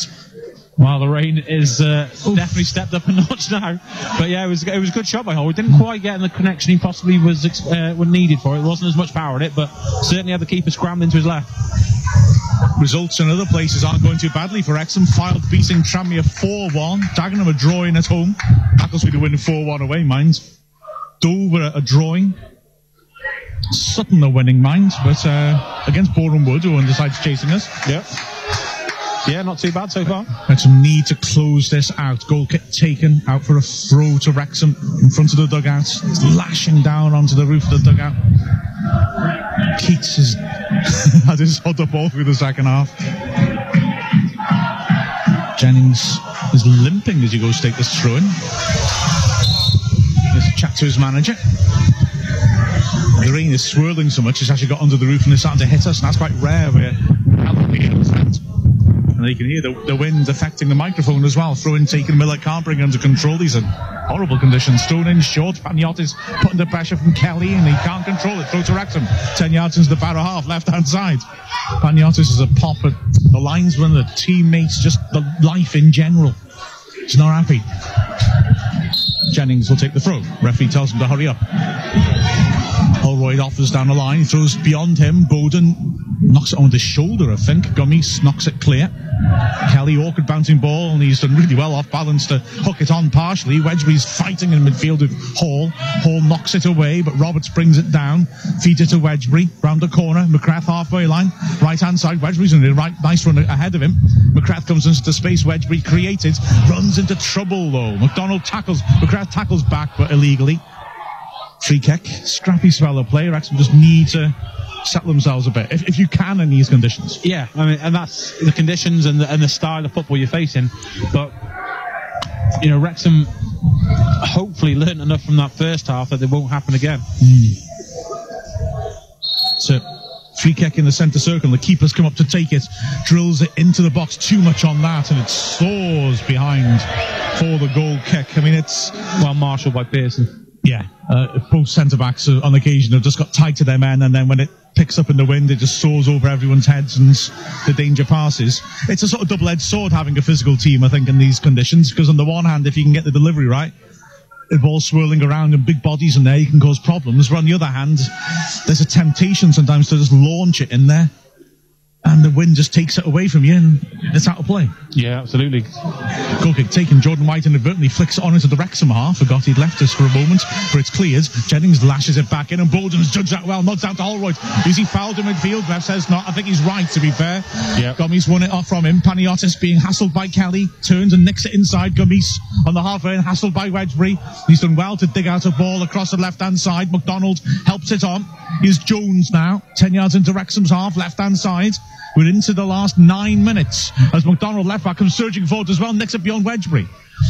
It's picked up on the left by Paniotis. He swings in across, good headed away by Pearson, and on the edge of the area White goes down asking for a free kick or a penalty. Ref says neither, and Wrexham been driving away. Pearson helps the left hand side. The pitch is picking up liquid now.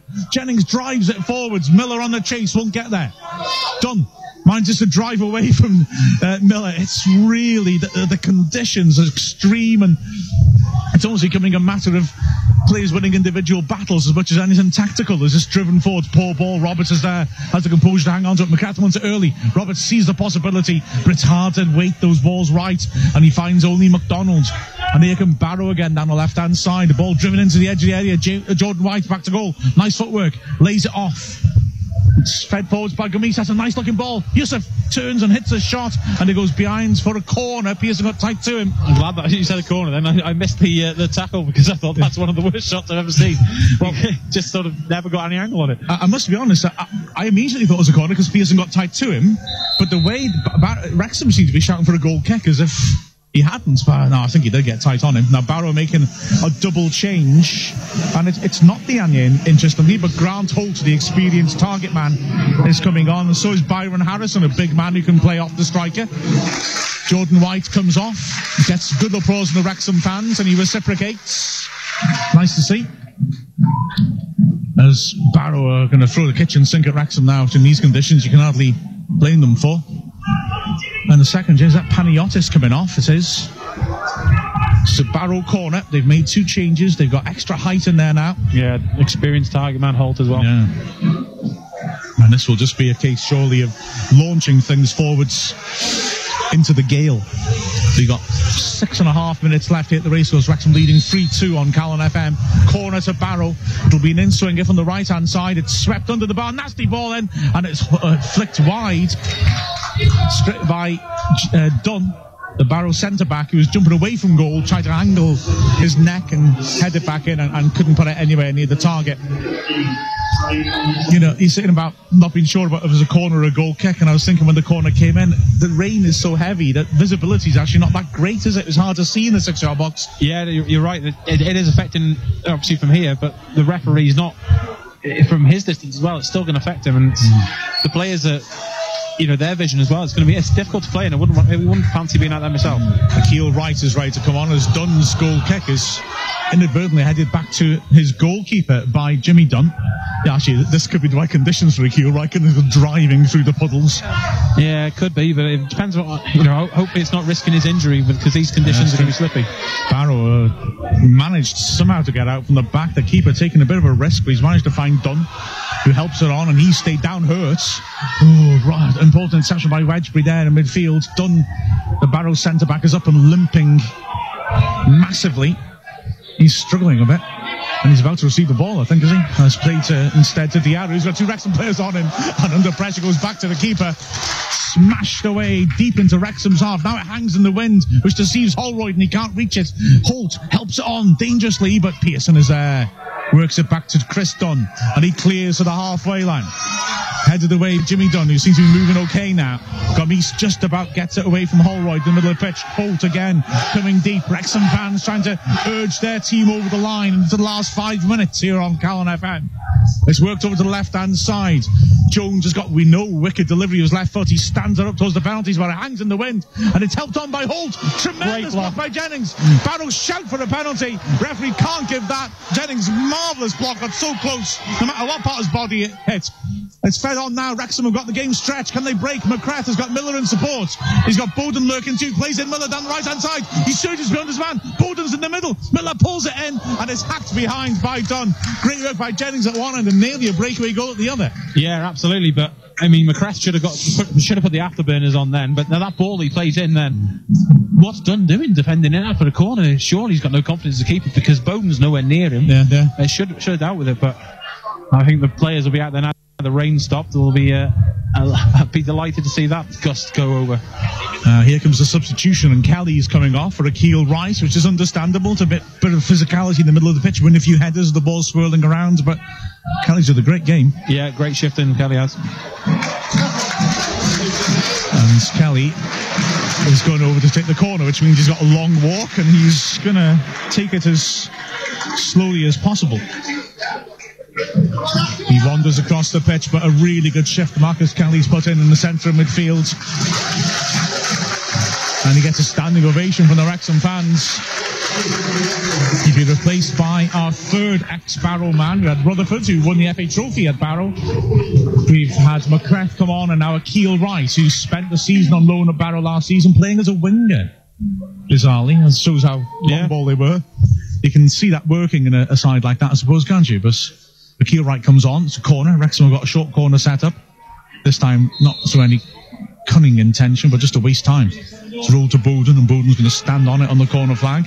He's got a man on him, and he's won a throw-in. Muted appreciation from the Wrexham fans. Fans always want to see it get the fourth, but yeah, I think this is the sensible football we've seen from Wrexham at times this season. 2.5 minutes left. Throw-in taken short. Bowden again has received it, and he's scrapping to keep it by the corner flag. In the end, he's let McCrath take over. He's got two men on him. McCrath lost it. He's won it back, and Bowden for a second looked like he might be able to spin and run into the box, but dribbled away from him. It's cleared. Jennings smacks it back in there. The switch is on, but McDonald hits a Wrexham player and is terribly lucky that he just got to the loose ball before Bowden would have been clear. And then the keeper hurriedly hacks it into the seats, throw to Wrexham 25 yards out. I was lucky it was Bowden there, and Bowden was heading back rather than Miller or McCrath with pace, who'd have just burst onto that. If his balance hadn't been on the wrong foot, Bowden would have just been on his own in the box. But the time it took him to spin round just allowed McDonald to stretch and get it away from him. Wrexham are taking a long time over this throw-in. Roberts has it in his hands now. 1.5 minutes left now. Wrexham have killed the last minute, essentially. Throw-in taken short, ping back to Roberts, who volleys it down the line to Bowden. And Bowden spins, can't keep it in. Throw-in. Level the edge of the Barrow area, left-hand side. McDonald in a rush, throws it down the line. Roberts as well to volley it clear. Spread cleverly, though.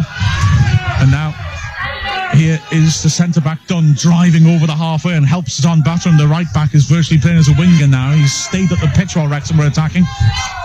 And that's a sloppy ball out from the back by Diarra, and Holroyd is blatantly body checked. A referee says no again. Wow. Holroyd has been going down easily, and I think that might have affected the ref there, because for me, he was run across as he tried to latch onto that. It would have been a 2-on-1 break for Wrexham.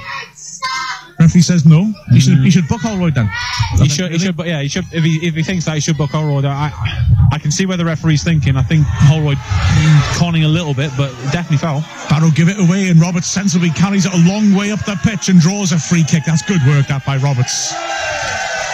Yeah, visibly you can see Wrexham are not prepared to commit forward, and they're prepared to waste time and take the result. He knew exactly what he was doing, didn't he? Then Roberts carried it as far as he could. There were no real options. He wasn't looking for that. He was looking to draw a foul. And he did so. Free kick to Wrexham. Wrexham taking a heck of a long time to actually take this. And eventually, Roberts is on it. 4 added minutes till he plays. Can Wrexham close this out? Wrexham complaining that the Barrow players are not 10 yards away. He's going to book Roberts for not taking the free kick. And Wrexham are livid. And his Holt it was, who, I don't think he was 10 yards away, but I don't think he was really interfering. He was way out to the flank. Wrexham, Roberts angrily just launched it into the box. Holroyd runs a great header. Wedgbury, edge of the area, feeds it back to him. Holroyd left hand side will go surely to the corner flag. He faces his man up, goes back instead to Wedgbury. Wedgbury on the left hand side, he wants the corner flag now, and he goes driving towards it, takes on 2 men, holds it up, back to Holroyd. Wrexham slowing it down nicely here. Holroyd, level the edge of the Barrow area, nice footwork, spins past one man, wins his throw in. Yeah, done well there, Chris and Sam, both playing well. Yeah, it's cute play, isn't it? Can Wrexham kill this game? Can they draw it out and clinch the victory? Throw-in taken, and Dunn's done well to win that back. He spins away from Miller, smashes it to the halfway line. Wedgbury, good header. Back towards the edge of the box. It's hacked away by Bathram. Roberts jumps and is headed in the wrong direction anyway, towards Bowden, who turns around the corner to Q's idea. McCrath can't quite utilise his pace to get there ahead of his man, although it was a slack piece of defending by Jones. He tried to win the throw and it wouldn't carry out for him. He's managed to spin away from McCrath, play it forwards. Wedgbury with a tackle, but Wrexham lost the ball. Wright, great work by Wright, wins it back and it helps it on. Holroyd on the left hand side goes back to where possession is safer, to Jennings. He dinks it forwards. Dunn is there, volleys it clear. It's taken on the chest and helped on by Bathram. And Wright lets Wedgbury take over. Roberts drives forwards once more to the halfway and helps it on to McCrath. Roberts in support, McCrath down the line instead. Bowden tried to hold it up, miscontrols, throw-in. I want this game to be over because Bathram's name is much too close to bathroom for my liking, and I want to stop saying it. Ball's played forwards, great stretch by Manny Smith. Ricochets though back into a dangerous area. Holt, 30 yards out, spreads it well. Here is Bathram. He's got 3 men in the box to aim for. As the Wrexham player goes down off the ball, it's swung in dangerously, headed partly away by Pearson. Akil Rice brings down edge of the area. Wedgbury smashes it into the dugout. Sensible defending. Dean Keats stepped ahead of Pinnock to kick it away from him, and now the 4th official is holding him apart as the 2 managers go at each other. We saw how angry Keats was about Barrow when Pearson, he said it is eye gouged, and there's a real kick-off now on the bench. The referee stepped into the middle of it, but both benches are up on their feet and the Wrexham fans are loving it. But yeah, I mean, let's be honest, I think Keats going to be sent off here. Is he? The way the referee is pointing, as Barrow players pointing their fingers at Keats. And both managers have been sent off, I think. The Barrow player, I think it's... Is it Gomez has come on and pushed Keats as well twice? Yeah, Gomez has pushed it, and then they just had a bit of afters as well. Well, so both managers are now being sent up into the seats right behind the dugout, which isn't being sent off, is it really? Because they're right behind the dugout, they're sitting next to each other. There's a steward between the two because the argument's going on. And they're trying to tell Pinnock to sit in the far end behind the dugout. He won't move. And the steward, I think, is then telling him to get down the tunnel then. Well, the fact is that... which games are watching lately where the manager, is Mourinho, I think, was sent off, was standing behind the dugout. It's kicked off again on the dugout now. Mourinho was told that he had to go further away from the pitch. Right, now the steward has said that Pinnock's got to go, so Pinnock has been sent down the tunnel. But it all kicked off in the dugout again then. There is bad blood between these two clubs from Boxing Day. There was that nasty incident between Yusuf and Pearson. Wrexham were angry.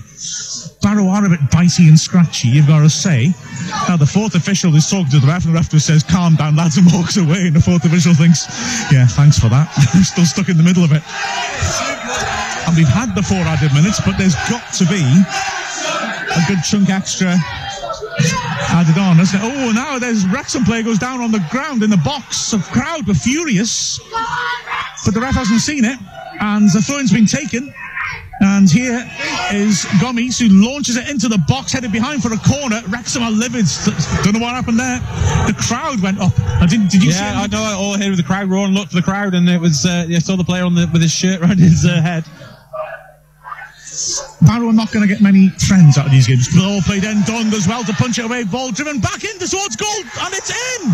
Barrow equalise. Unbelievable. It was a volley from McDonald's. In the 50th minute of the second half, Wrexham furious. McDonald 25 yards out as there's Holt standing in front of the Wrexham fans gesturing at them. That is disgusting. And Barrow have made no friends here whatsoever. 25 yards out, it was cleared, and McDonald smashed it into the ground. It looped up in the air and just curved over the crowded penalty area and into the bottom right corner, and Wrexham can't believe it. 95th minute, and I gotta say, that hurts. Yeah, it's speechless. I mean, the problem is it was coming though once the kick-off. People have got control of themselves. It shouldn't have happened, and that's what's put the tail between one of the team's legs and it was going to. Yeah. And Wrexham had such control over the added time. Yeah, they ran the clock down nicely. Unfortunately, what happened off the pitch has affected players on the pitch. So they've taken their eye off the ball and. Well, straight from the restart, Wedgbury tries to shoot and puts it into the cop. Well, Barrow, I mean, let's be honest, they're the ugly face of how you can approach a game. They upset teams, and they've successfully upset Wrexham. They've gone under our skin, and they've done tossed away a win. 2 games, we've lost 2 games. Well, drawn 2 games. We should have won. Certainly should have had 1 win from. We've been the better team, better football team. Reminds me very much of when you used to play Histon, but it's that sort of that team. But there's going to be a lot of bad blood after this game. Well, Dixon is going to take the kick from the opposite side of the 6-yard box. He spots it up. Referee says to get on with it. We are into the 7th minute now. Oh, it's a poor goal kick, but it's carried to the halfway in where it's flicked on. Roberts wants to run it back, and there is the final whistle, greeted by boos. Wrexham are livid. Let's keep an eye on this, though. Barrow celebrating in the centre circle. Pearson's jogging up to the referee to give him a piece of his mind. And the referee is immediately surrounded by Wrexham players. We need to see on the replays what happened just in the build-up to that goal when the Wrexham player hit the deck and the crowd went mad behind the goal. Something happened in there.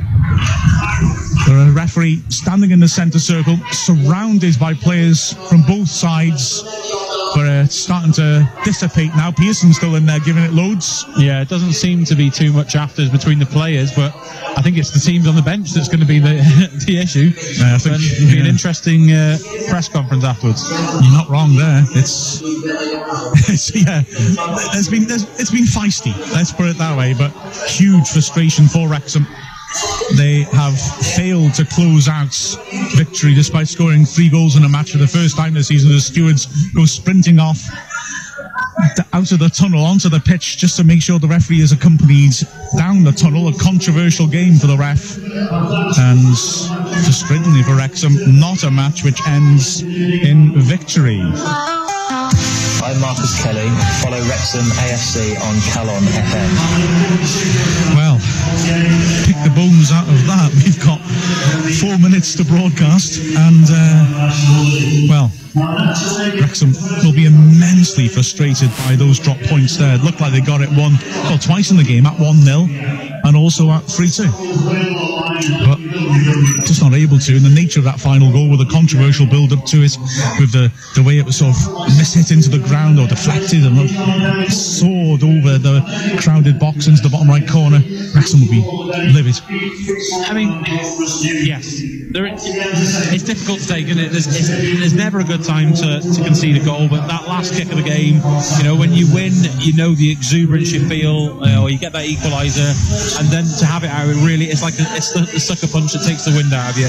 So we've got to reflect on it maybe a little bit later than initially to really digest it. But looking at it now, Wrexham were the better football team for 70 minutes of that game. Yeah. The only time really was when we went 2-0 both against the run of play from the world-class goal, the great finish and the goalkeeping out. Apart from that, Barrow winning it. Second half, Wrexham were all in it.